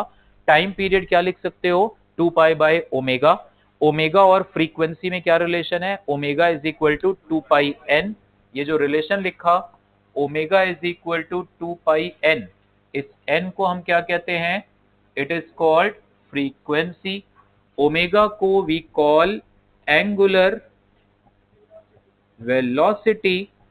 आगे जाके हम पीरियोडिक मोशन वगैरह पढ़ेंगे, बातें नहीं अविराज बेटे, इसे हम एंगुलर फ्रीक्वेंसी नाम भी देंगे, एंगुलर फ्रीक्वेंसी। ठीक, मतलब angle rotated in unit time.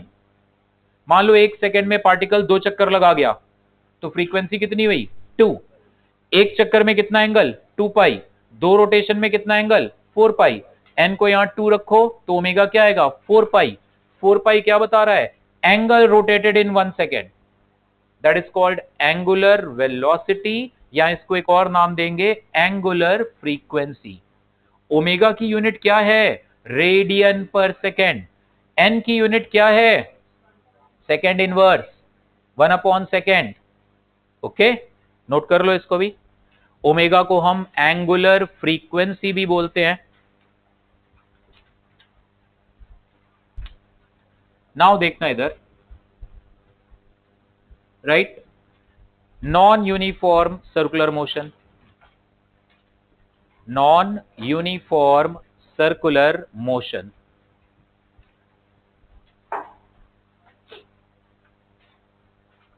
Non uniform circular motion, इसमें क्या हो रहा है? ये पार्टिकल ऐसे सर्कल में घूम रहा है। मान लो इस पार्टिकल की अब स्पीड लगातार बढ़ती जा रही है। दो केस होंगे, या तो स्पीड लगातार बढ़ रही होगी या घट रही होगी। ठीक है, तुमने मोटर ऑन करी, फैन ऑन करा, तो फैन ऑन करा तो शुरू में इसकी एंगुलर स्पीड बढ़ रही है, तो ये वो वाला केस है। फिर एक कांस्टेंट स्पीड पे घूम रहा है, that is uniform circular motion. फिर बंद करोगे तो रिटार्ड होगा। तो अगर पार्टिकल की स्पीड लगातार बढ़ रही है, तो फिलहाल पार्टिकल की स्पीड इस डायरेक्शन में है, ये, क्योंकि स्पीड लगातार बढ़ रही है तो इसका मतलब टेंजेंशियल एक्सेलरेशन इसी डायरेक्शन में आएगा, 80, है ना। एंगुलर वेलोसिटी ऐसे होगी, एंगुलर वेलोसिटी का डायरेक्शन किधर होगा? बाहर की ओर। ठीक, सेंट्रीपिटल एक्सेलरेशन का डायरेक्शन इधर की ओर, उसे कोई परवाह नहीं है ना, उसे नहीं मतलब है स्पीड बढ़ रही है घट रही है, वो तो इधर ही होगा। सेंट्रीपिटल एक्सेलरेशन की वैल्यू भी कितनी आएगी? v²/r। टेंजेंशियल एक्सेलरेशन की वैल्यू निकालने के तुम्हारे पास दो रास्ते होंगे, या तो तुम इसको प्रबंधन सुन लो पहले बेटे, फिर नोट करो, पहले अपना दिमाग चलाओ।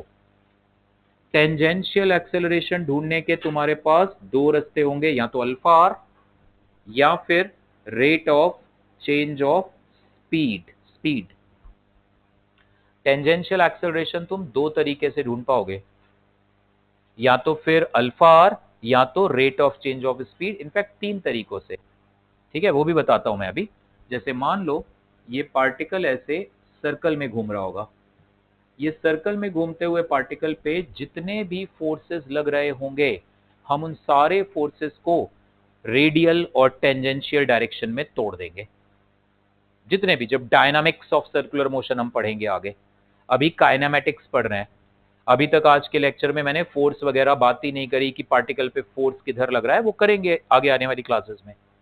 सो जब डायनामिक्स पे आएंगे, जहां पे फोर्स देखेंगे, तो कभी भी तुम्हें सर्कल में घूमता हुआ पार्टिकल दिखे, आप फोर्सेस को रेडियल और टेंजेंशियल तोड़ देना। क्यों?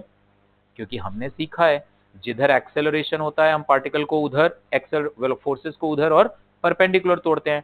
सर्कुलर मोशन में हमें कन्वीनियंट है रेडियल एक्सेलरेशन और टेंजेंशियल एक्सेलरेशन में डील करना, तो इसलिए फोर्सेस को भी हम इधर और इधर तोड़ देंगे। मान लो मुझे रेडियली इनवर्ड फोर्स मिला F1, आउटवर्ड फोर्स मिला F2, इधर को फोर्स मिला F3, इधर की ओर कोई फोर्स आ रहा है F4, तोड़ दिया मैंने। मतलब इस तरफ भी कोई फोर्स लग रहा था, मैंने तोड़ दिया उसको, कंपोनेंट्स कर दिए। अब F1 माइनस F2 को मैं लिखूंगा m v²/r।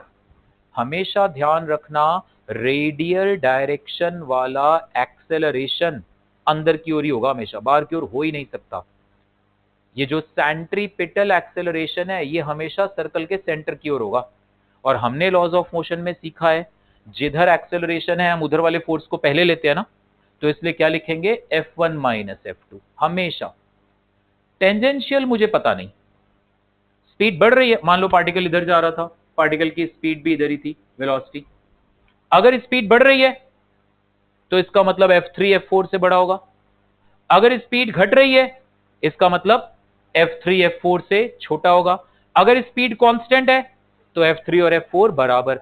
सो टेंजेंशियल डायरेक्शन के फोर्सेस बैलेंस भी हो सकते हैं, मोशन के डायरेक्शन वाला बड़ा हो सकता है, ये बड़ा हो सकता है, anything is possible, but radial direction में तो गारंटीड F1 F2 से बड़ा ही होगा, नहीं तो सर्कल में पार्टिकल घूम ही नहीं पाएगा। F1 F2 बराबर भी नहीं हो सकते, बराबर होने का मतलब है v दिस जीरो मतलब v जीरो, मतलब पार्टिकल रुक चुका है सर्कुलर, फिर मोशन किस बात का, फिर तो पार्टिकल ही रुका हुआ है। ओके, तो रेडियल डायरेक्शन में हमेशा यही बड़ा होगा, टेंजेंशियल में एनीथिंग। मैं मान लेता हूं F3 बड़ा था, तो F3 माइनस F4 को क्या लिखोगे, मास इनटू टेंजेंशियल। तो टेंजेंशियल और सेंट्रीपिटल एक्सेलरेशन ढूंढने के वो डायनामिक्स में मेथड आएंगे। फिलहाल काइनेमेटिक्स में सेंट्रीपिटल एक्सेलरेशन ढूंढने का एक ही तरीका है तुम्हारे पास, v स्क्वायर अपॉन आर या फिर ओमेगा स्क्वायर आर। v को आप लिखो ना इक्वल टू ओमेगा आर, तो क्या आएगा, omega square r square by r, omega square r आएगा। तो सेंट्रीपिटल एक्सेलरेशन ढूंढने का एक ही method, v square by r या omega square into r. Tangential acceleration ढूंढने के तुम्हारे काइनेमेटिक्स में भी दो मेथड हैं, ज्यादातर हम इसे ही प्रेफर करेंगे, बट ये भी है D by D t of speed. Okay, now अगर ये पार्टिकल की स्पीड लगातार बढ़ रही है तो सेंट्रीपिटल इधर होगा, टेंजेंशियल इधर होगा। मैं आपसे पूछूंगा इस पार्टिकल का नेट एक्सेलरेशन, तो वेक्टर के रूल लगा दोगे एडिशन के, ये टेंजेंशियल और ये सेंट्रीपिटल, तो नेट एक्सेलरेशन पार्टिकल का इधर होगा, this is the net acceleration. Net acceleration को तुम कैसे लिख सकते हो, नेट एक्सेलरेशन को लिख सकते हो under root of centripetal acceleration का स्क्वायर प्लस टेंजेंशियल एक्सेलरेशन। तुम कहोगे सर नेट एक्सेलरेशन तो मैं डायरेक्ट ना ढूंढ लूं, rate of change of velocity ढूंढ लो, अगर क्वेश्चन उस तरीके का है वहां से ढूंढ लो। Net acceleration you can also write as what, you can also write it as rate of change of velocity vector, but ज्यादातर हम यही यूज करेंगे। तो अगर पार्टिकल की स्पीड बढ़ रही है तो नेट एक्सेलरेशन और वेलोसिटी के बीच का एंगल क्या आएगा, एक्यूट। अगर मैंने कहा नेट एक्सेलरेशन और वेलोसिटी के बीच का एंगल 0 डिग्री है, सॉरी 90 डिग्री है, तो it's a uniform circular motion. Uniform circular motion का मतलब ये है नहीं, ये है नहीं, तो नेट एक्सेलरेशन फिर यही होगा। समझ गए, नोट करो, भूलना मत, ये सब पूरी मेहनत खराब नहीं होनी चाहिए। आरजू बेटे सेकंड तुम्हारी बारी आएगी, पहले आकृति डिराइव करके दिखाएगी v स्क्वायर बाय आर, फिर तुम ये मुझे बताओगे स्पीड इंक्रीजिंग, ऐसे ही सुंदर सुंदर लिखोगे सब पूरा। मैंने सही लिखा है ना, ठीक लिखा है ना बेटे, साफ सुथरा है, ऐसे ही आप लिखोगे स्पीड डिक्रीजिंग वाले सारे, पक्का पक्का। वेडनेसडे सुबह सुबह 9 बजे। फिर आशिता की बारी।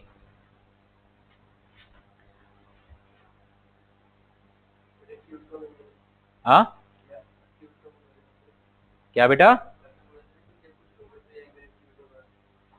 जब स्पीड बढ़ रही है तो नेट एक्सेलरेशन और वेलोसिटी वेक्टर के बीच का एंगल एक्यूट, वो तो डायग्राम में साफ दिख रहा है ना। स्पीड घट रही होगी तो क्या होगा, टेंजेंशियल एक्सेलरेशन चला जाएगा नीचे, तो AC और AT का रिजल्टेंट इधर आ जाएगा, तो वेलोसिटी और एक्सेलरेशन के बीच का एंगल क्या हो जाएगा, ऑब्ट्यूज हो जाएगा। ओके,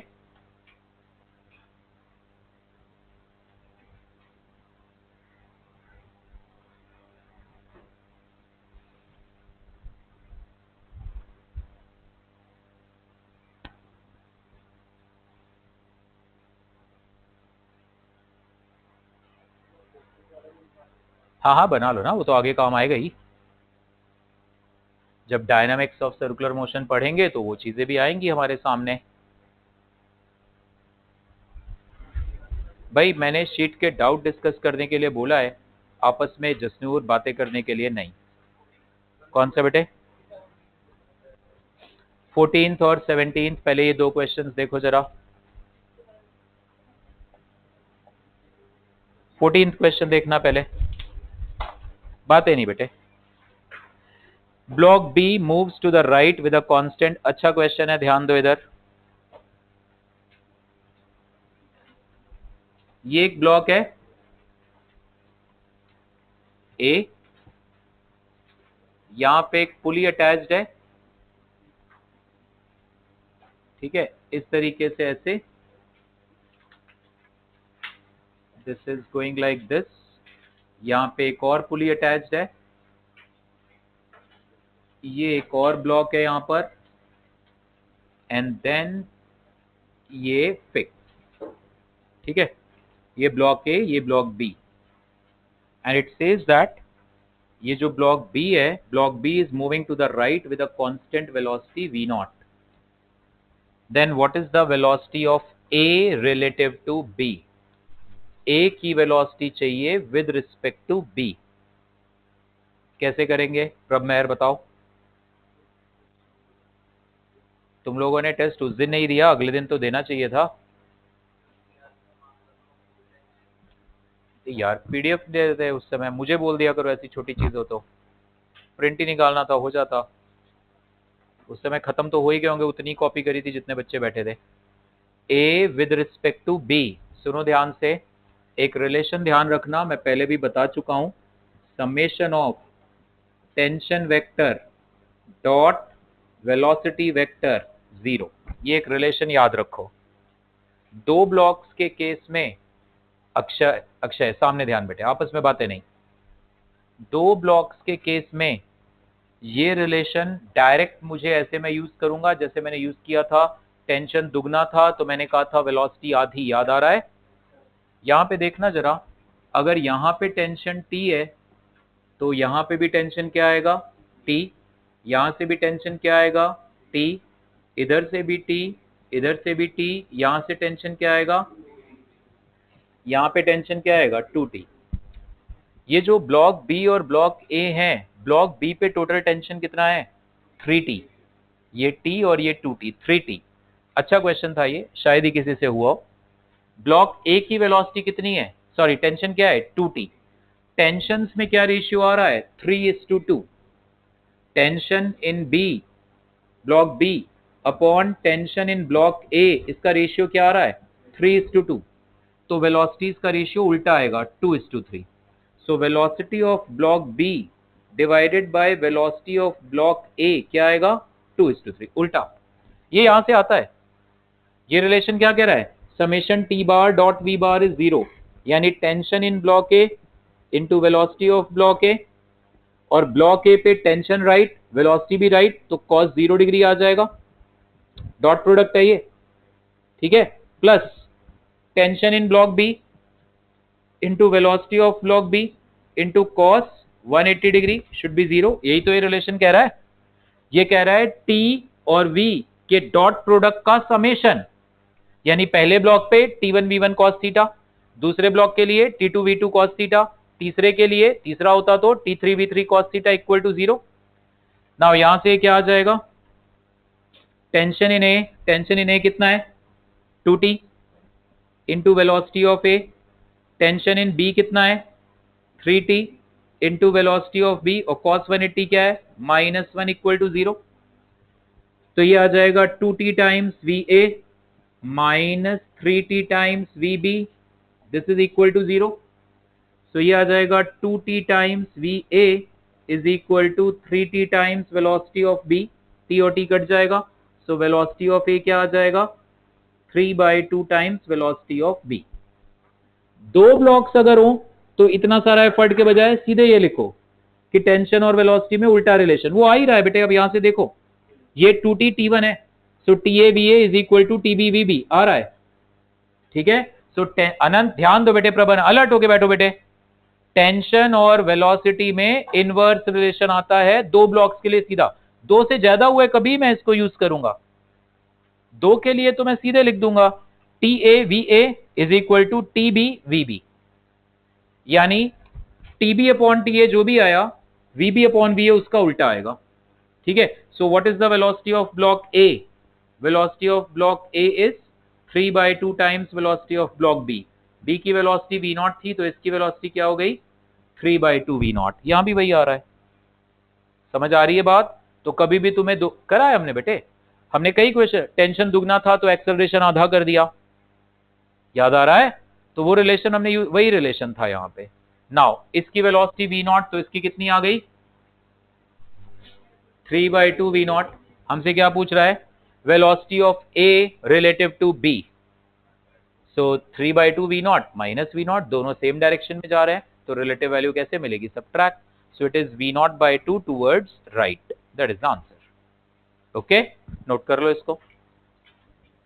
दो ब्लॉक्स के लिए आप सीधे लिखो टेंशन, बातें नहीं, टेंशन और वेलोसिटी का रिलेशन इनवर्स। दो से ज्यादा आएंगे कल को, हम ऐसे अप्रोच करेंगे, ठीक है? नोट करो इसको। अच्छा, अब मुझे जरा, अब यही ना जो बातें करने लग जाते हो ना, बस नोट किया हो गया। अब मुझे जरा बताओ व्हाट आई हैव डन। गौर से देखना क्वेश्चन। ये इस वाली रस्सी पे मैंने एक निशान लगा दिया ऐसे, ये जो रस्सी थी इस वाली रस्सी पे एक निशान लगा दिया। इसकी वेलोसिटी बताओ जरा क्या होगी? ये रस्सी भी तो चल रही होगी, रस्सी भी तो मूव करेगी, पुली पर स्लाइड कर रही है रस्सी। जरा बताओ इस रस्सी के इस पॉइंट की वेलोसिटी क्या आएगी? मतलब कुल मिला के ये वाली जो रस्सी है ये किस वेलोसिटी पे चल रही होगी? बताओ, लगाओ दिमाग, बताओ। इसीलिए कहता हूं ध्यान दो, नोट करा। चलो अब बातें कर लें थोड़ी हम, बिल्कुल डिस्कशन आपस में नहीं होना चाहिए। ये पॉइंट की वेलोसिटी मुझे बताओ कितनी आएगी? इस पॉइंट की वेलोसिटी सोचो और बताओ। हाँ, रुक जाओ बेटा। Yes, 3 times V naught. गलत। मुझे डायग्राम बना के जरा रीजन बताओ। ये तो तुम लोग खेल रहे हो, अपना डायग्राम बनाओ, बताओ मुझे कैसे आया आपका आंसर। कुछ भी ऐसे थोड़ा ना बोल देंगे हम। सोचो, दिमाग लगाओ, इस पॉइंट की वेलोसिटी बताओ कितनी है इस पॉइंट। आप जरा इतने हिस्से पे गौर करो, इस हिस्से पे गौर करो, सिर्फ इतना हिस्सा गौर करो, बाकी हिस्से को छोड़ दो। इस हिस्से को गौर करो जरा, ये पुली आ गई, ये तो फिक्स है, ये वो डॉट है। पुली किस वेलोसिटी से आगे जा रही है? ये पुली की वेलोसिटी तो वी नॉट होगी, हाँ या ना? ये पुली तो ब्लॉक बी के साथ साथ आगे चलेगी ना वी नॉट से। भाई ये रस्सी की लेंथ तो नहीं बदल रही, तो जो ब्लॉक बी की, अब बोलो।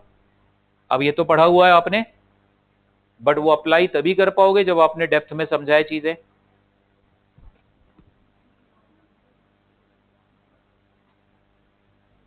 ये नहीं पढ़ा हमने? अगर पुली वी से नीचे जाएगी तो ये ब्लॉक किससे नीचे जाएगा? तो ये केस और वो केस में क्या ही फर्क है? पुली पर से रस्सी पास हो रही है और रस्सी का एक एंड ये फिक्स है, तो जो भी पुली की वेलोसिटी है उसकी दुगनी वेलोसिटी इसके पास नहीं आएगी।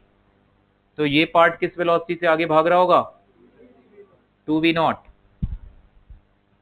2v0 से आगे भाग रहा होगा। ओके भव्या, इसकी वेलोसिटी क्या होगी? 0। बेटे रस्सी के इस सेगमेंट की वेलोसिटी 0। देख बड़ा इंटरेस्टिंग क्वेश्चन है ये, मैं कहीं भी घुमा सकता हूं। ये रस्सी मूव कर रही होगी 2v0 से और इस पे से स्लाइड होके इधर आ रही होगी। आप बताओ ये लेंथ बढ़ नहीं रही होगी धीरे धीरे? जब वो ब्लॉक आगे जाएगा तो ये लेंथ बढ़ेगी नहीं? तो ये रस्सी 2v0 की स्पीड से चलकर जैसे ही इधर आएगी रेस्ट पे आ जाएगी रस्सी। रस्सी के इस टुकड़े की वेलोसिटी, अरे यार ये पॉइंट दीवार से 5 सेंटीमीटर दूर है तो हमेशा 5 ही दूर रहेगा ना, वो तो और रस्सी इधर से आती जाएगी आगे, है ना? गौरांग इसकी वेलोसिटी बता दो। v0। भाई मान लो ये वाला रस्सी का टुकड़ा यहां से, मान लो ये 10 सेंटीमीटर है, तो यहां से यहां तक की लेंथ तो 10 ही रहेगी। तो ये वाली रस्सी पे कोई भी पॉइंट लोगे वो किस वेलोसिटी से आगे जा रहा होगा? इसकी वेलोसिटी से v0। ठीक है, अब जरा आप इस हिस्से को देख लो, ये हिस्सा, लुक एट दिस पोर्शन।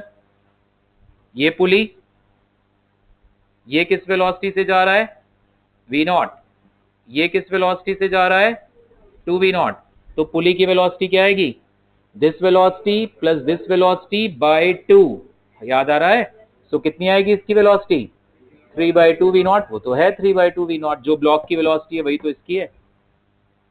बहुत इंटरेस्टिंग चीजें हैं बेटे। अब जैसे सर्कुलर मोशन पढ़ा, बेसिक पढ़ रहे थे, बट उन क्वेश्चंस को सॉल्व करने के लिए बेसिक्स तुम्हारे दिमाग में स्ट्रांगली इनबिल्ट होने चाहिए, and that will be done जब पूरे ध्यान से पूरे 1.25 घंटे क्लास फोकस करके एक एक चीज को समझोगे आप। इसको घर पे दोबारा करो, आप मत करो बहुत ज्यादा क्वेश्चंस, बट इन्हीं सबको दोबारा खुद करके एटलीस्ट रिटेन करके रखो, वो भी बहुत बड़ा अचीवमेंट है।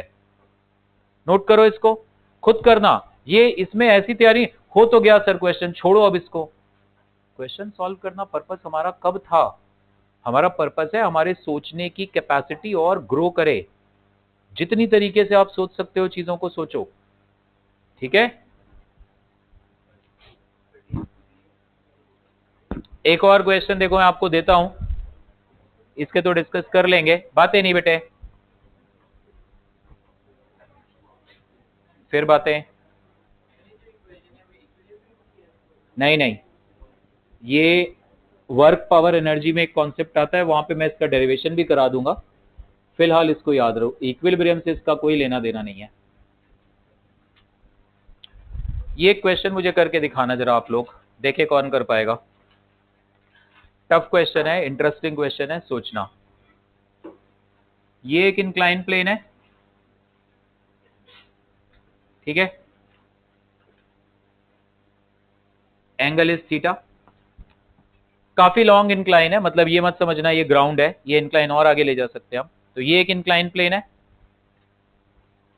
देन एक और इंक्लाइन प्लेन है at the same angle theta, ऐसा। इसका एंगल भी है theta.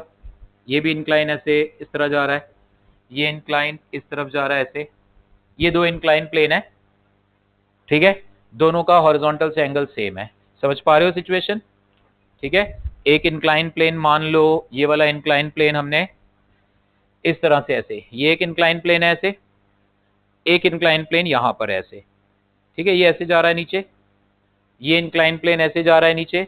Both the incline planes are at same inclination theta. यहां से एक ब्लॉक को रिलीज किया, ये जी साइन थीटा के एक्सेलरेशन से नीचे भागेगा, फ्रिक्शन फ्रिक्शन कुछ नहीं है। यहां से एक ब्लॉक को रिलीज किया, ये जी साइन थीटा के एक्सेलरेशन से इधर नीचे भागेगा। दोनों को साइमल्टेनियसली रिलीज किया, ब्लॉक ए को और ब्लॉक बी को साइमल्टेनियस। शुरू में इनके बीच का गैप ये है। ब्लॉक ए किधर स्लाइड करेगा? इस तरफ। ब्लॉक बी किधर स्लाइड करेगा? इस तरफ। ए और बी ने सेम हॉरिजॉन्टल लेवल को क्रॉस किया after 4 second and after 12 seconds. इसका क्या मतलब निकला? मान लो ये सेम हॉरिजॉन्टल लेवल है, ठीक है? ग्राउंड नहीं है ये, इसके बाद ये और आगे जाएगा, वो और नीचे जाएगा। सो बी यहां से यहां तक पहुंचने में कितना टाइम लगा? 4 सेकेंड। ए को यहां से यहां तक पहुंचने में कितना टाइम लगा? 12। So after 4 second and after 12 seconds they cross the same horizontal level. ये सेम हॉरिजॉन्टल लेवल है ना, ठीक है? देन इन दोनों के बीच का डिस्टेंस मिनिमम किस टाइम पर होगा? That is the question. ऐसे ऐसे क्वेश्चंस हैं जो आपको बहुत सोचने पे मजबूर करेंगे। जेई मेन तक you need to have a good retention. जो भी क्लास में पढ़ा आता है, नोन क्वेश्चंस आएंगे, कर दोगे, डन। एडवांस में तुम्हें फंडामेंटल थोड़ा ना बदल जाएंगे फिजिक्स के, वो यूज करना पड़ेगा और सॉल्व करना पड़ेगा, ठीक है? क्वेश्चन ये नोट करो जरा, मैं इसकी फोटो भी भेज दूंगा आपको, ठीक है? वो जो क्वेश्चन बुक में है वहां से फोटो, तो आपको तो उतना इतना समझ भी ना पाते मोशन कैसा हो रहा है क्वेश्चन की लैंग्वेज पढ़ के। मैंने जब आपको लैंग्वेज बता के समझा दिया तो थोड़ा सा एक स्टेप तो मैं आपको वैसे ही आगे ले आया इजी करके question.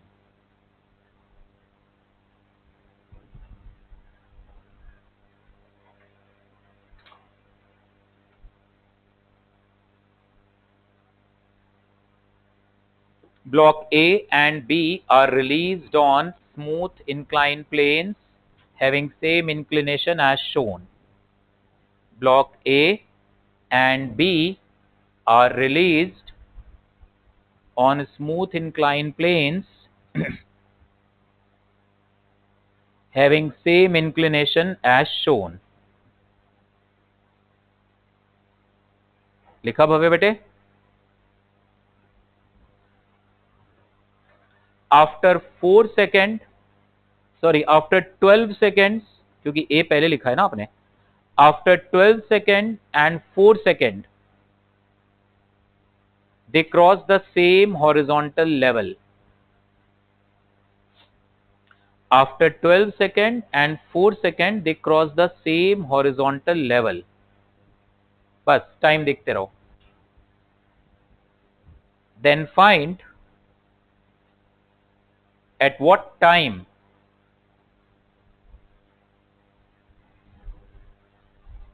separation between them is least. Separation between them is least. दिमाग लगाना, सोचना कैसे सॉल्व करोगे आप, ठीक है? बताओ बेटे शीट का और कौन सा? 17th बोला था। 17th क्वेश्चन देखते हैं।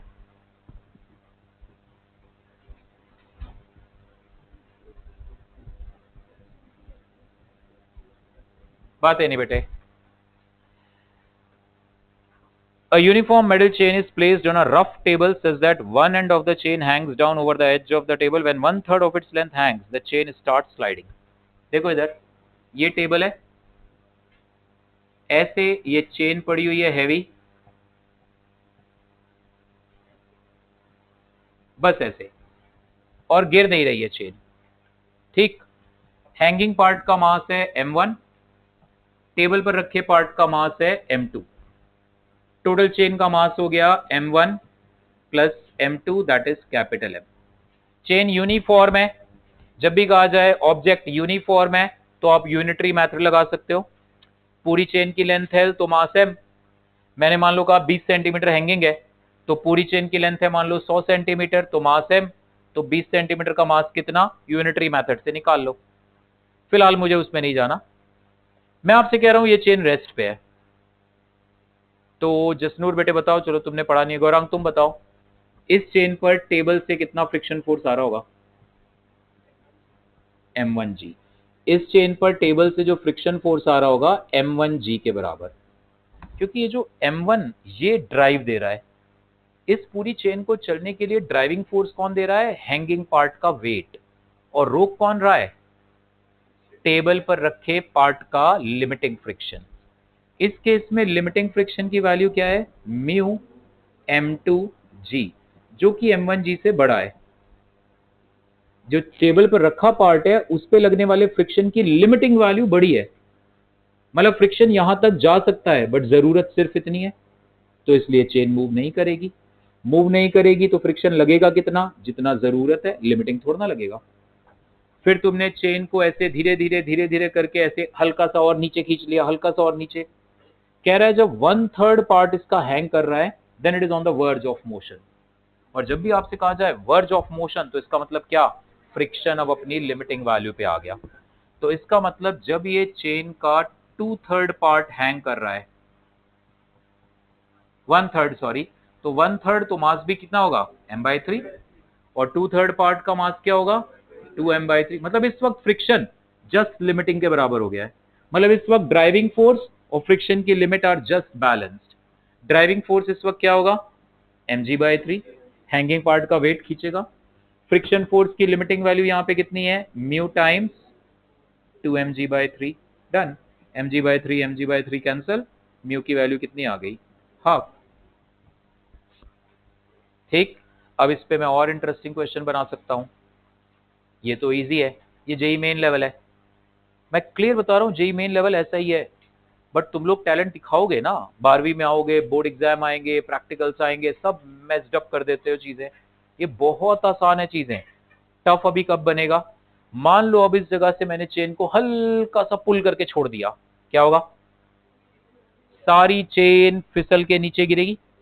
तो मेरा सवाल होगा, जब ये पूरी चेन, जब ये लास्ट लिंक भी टेबल को छोड़ गया, जस्ट उस वक्त पूरी चेन की स्पीड बताओ, पूरी चेन की स्पीड। अब वो इंटरेस्टिंग क्वेश्चन बनेगा, ठीक है? क्योंकि जैसे जैसे ये चेन नीचे आती जाएगी, इसका एक्सेलरेशन बढ़ता जाएगा, it won't be constant.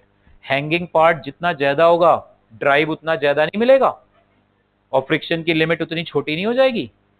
It's like drive अभी है 100 न्यूटन, फ्रिक्शन की लिमिट भी 100, दोनों बैलेंस। हल्का से चेन और नीचे आ गई, इसका वजन हो गया 120, वो रह गया 80, नेट फोर्स कितना आ जाएगा 40 का। इस चेन पे लगने वाला नेट फोर्स बढ़ता चला जाएगा टाइम के साथ।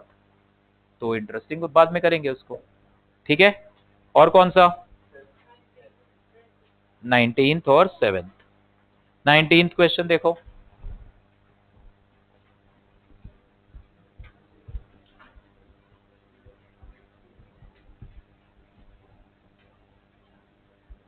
बातें नहीं बेटे। 20 kg block is initially at rest on a horizontal surface. A horizontal force of 75 Newton is required to set the block in motion. After it is in motion, a horizontal force of 60 is required to keep the block moving. तो इसका मतलब बेटे 75 Newton है mu S into N और 60 Newton है mu के into N, खत्म। कह रहा है कांस्टेंट स्पीड से चलाना है तो 60 न्यूटन फोर्स चाहिए, यानी फ्रिक्शन म्यू के एन है। और शुरू में जस्ट प्रमेहर यार म्यूचुअल डिस्कशन बिल्कुल बंद और मोबाइल अंदर बिल्कुल। और अगर आपको इसको जस्ट स्टार्ट करना है तो लिमिटिंग फ्रिक्शन, तो इसका मतलब 75 न्यूटन है म्यू एस इंटू एन और एन इस केस में mg है, और 60 न्यूटन क्या है म्यू के इंटू एन है, बस हो जाएगा। और हमसे यहाँ पे म्यू एस पूछा है, तो म्यू एस इंटू एन को 75 न्यूटन करो, म्यू एस आ जाएगा। और कौन सा 7th क्वेश्चन देखो, upper half and null plane is theta is perfectly smooth while the lower half is rough. Body starting from rest at the top will again come to rest. देखो 7th, ये एक incline plane है, इस incline plane का आधा हिस्सा smooth है, आधा हिस्सा रफ। ये एंगल थीटा, ये coefficient of friction mu. Body यहां से चली, ए से बी तक स्पीड अप होती गई, बी के बाद सी पे वापस ये बॉडी आके रुक गई। इनिशियल वेलोसिटी भी 0, फाइनल भी 0, ठीक। ए से चली है, स्पीड अप होते होते बी पे मैक्सिमम स्पीड, फिर रिटार्ड होके रुक गई। मुझे पहले इस इंफॉर्मेशन से ये बताओ कि ये जो एंगल है थीटा, ये एंगल ऑफ रिपोज से बड़ा है कि छोटा है? ये जो एंगल है थीटा, ये एंगल ऑफ रिपोज से कम है कि ज्यादा है? ज्यादा है। अगर ये एंगल ऑफ रिपोज से ज्यादा, अगर एंगल ऑफ रिपोज से ज्यादा, फिर तो रफ सरफेस पे भी बॉडी एक्सेलरेट करती है। ये रफ सरफेस पे आके रिटार्ड कर रहा है, इसका मतलब ये एंगल ऑफ रिपोज से कम है। अगर एंगल ऑफ रिपोज से कम एंगल पे बॉडी को रख दोगे फिर तो वो चलेगी नहीं, लेकिन चल रही थी तो स्लो डाउन होके रुक जाएगी। अगर इंक्लाइन का एंगल ऑफ रिपोज से छोटा है, तुमने बॉडी रखी, रुकी रहेगी, तुम स्पीड दे दो उसको, स्लाइड करके रुक जाएगी, क्योंकि एंगल ऑफ रिपोज से एंगल कम है। तो इसका मतलब म्यू जी कॉस थीटा जी साइन थीटा से बड़ा है। एंगल ऑफ रिपोज पे क्या होता है, जी साइन थीटा और म्यू जी कॉस थीटा दोनों बराबर। उससे बड़े एंगल पे क्या होता है, जी साइन थीटा और ज्यादा, तो एक्सेलरेट करके आता है। ओके, तो इसका मतलब इस इंक्लाइन प्लेन का एंगल ऑफ, गीतांश ध्यान दो इधर, एंगल ऑफ रिपोज से कम। हालांकि क्वेश्चन सॉल्व करने के लिए तुम इन सब चीजों में मत पड़ो तो भी हो जाएगा। पहले ए से बी तक की लेंथ एस मान लो, तो ए से बी तक क्या होगा, v square equal to u square plus 2, a की वैल्यू क्या आएगी g sine theta into s. So B पर वेलोसिटी इसकी कितनी आ जाएगी, वी नॉट स्क्वायर। मान लो जब ये बी पे पहुंचा तो इसकी वेलोसिटी है v naught, so v naught square क्या आ जाएगा 2 g sine theta into s आ जाएगा ये, ठीक। अब जब ये बी से सी जा रहा है, बी टू सी, फिर से यूज किया हमने v square is u square plus 2as। मेरे को दिमाग नहीं लगाना कि अब ये बी से सी के बीच में जी साइन थीटा बड़ा है या म्यू जी कॉस थीटा बड़ा है। मैं तो साइन कन्वेंशन पे चल रहा हूं, मैं तो डाउनवर्ड को प्लस लूंगा, अपवर्ड को माइनस। इन इक्वेशंस में मैंने सीखा है प्रॉपर साइन कन्वेंशन से चलना होता है हमें, ठीक। नाउ बी से सी फाइनल वेलोसिटी क्या है, 0। इनिशियल क्या है, वी नॉट स्क्वायर। एक्सेलरेशन क्या है, g sine theta minus mu g cos theta, और एस सेम है। ठीक, ये आ गया 0। वी नॉट स्क्वायर की वैल्यू यहां से रख दो आप, कितनी है, 2g sine theta into s plus 2g sine theta into s minus 2 mu g cos theta into s. 2 mu g cos theta into s को इधर लाओ, so 2 mu g cos theta into S, that is 4g sine theta आ गया, g cancel हो गया, s भी cancel हो जाएगा, इंटू एस था यहाँ पे, s भी कैंसिल, सो म्यू कितना आ जाएगा, 2 times sine theta, 2 times tan theta, आ गया आंसर। ठीक है, तो वो तो मैं आपको जस्ट ऐसे ही, आपकी सोचने की कैपेसिटी बढ़े, और वो बढ़ानी पड़ेगी, नहीं तो कॉम्प्रोमाइज कर लेना फिर जेई मेन तक खाली। अगर आप टिक के पूरे कंसंट्रेशन से अच्छे, जैसे वो क्वेश्चन दिया मैंने इंक्लाइन, अब वो 2-4 मिनट तुम्हारा टाइम देके तुम इरिटेट हो रहे हो ना, तो that is not good sign. दिमाग है सब में, कोई कमी नहीं है किसी में भी दिमाग की, बट कौन कमिटमेंट के साथ अपना दिमाग चलाता है, दैट मैटर्स। फर्क ही वही पे है बस, और कौन इरिटेट होके छोड़ देता है उसको। तो आप अगर उस क्वेश्चन पे नहीं चलाओगे, दस वो जो इंक्लाइन वाला दिया है क्वेश्चन, 10-15 मिनट 20 मिनट, और कई तो 2-2 घंटे परेशान रहेंगे। बच्चे ऐसे ऐसे भी है, हालांकि गलत करते हैं, एक क्वेश्चन पे 8 घंटे बैठ के यहाँ पे सॉल्व करता रहा उसको, सुबह 10 बजे आया, शाम को 6-6:30 गया, 8-8.5 घंटे एक ही क्वेश्चन पे।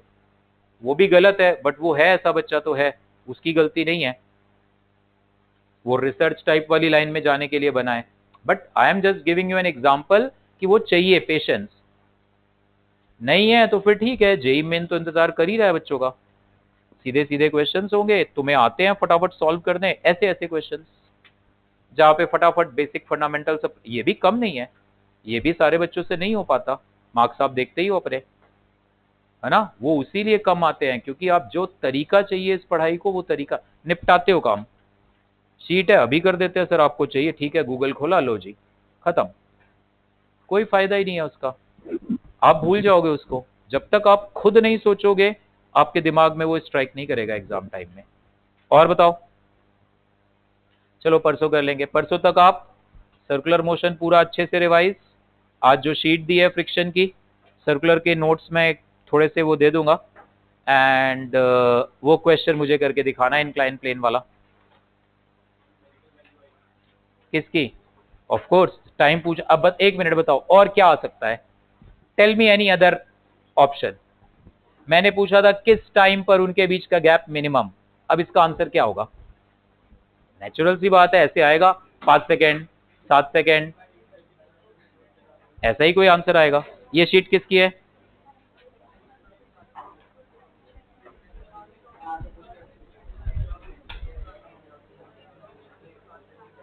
ओके बेटे तरन।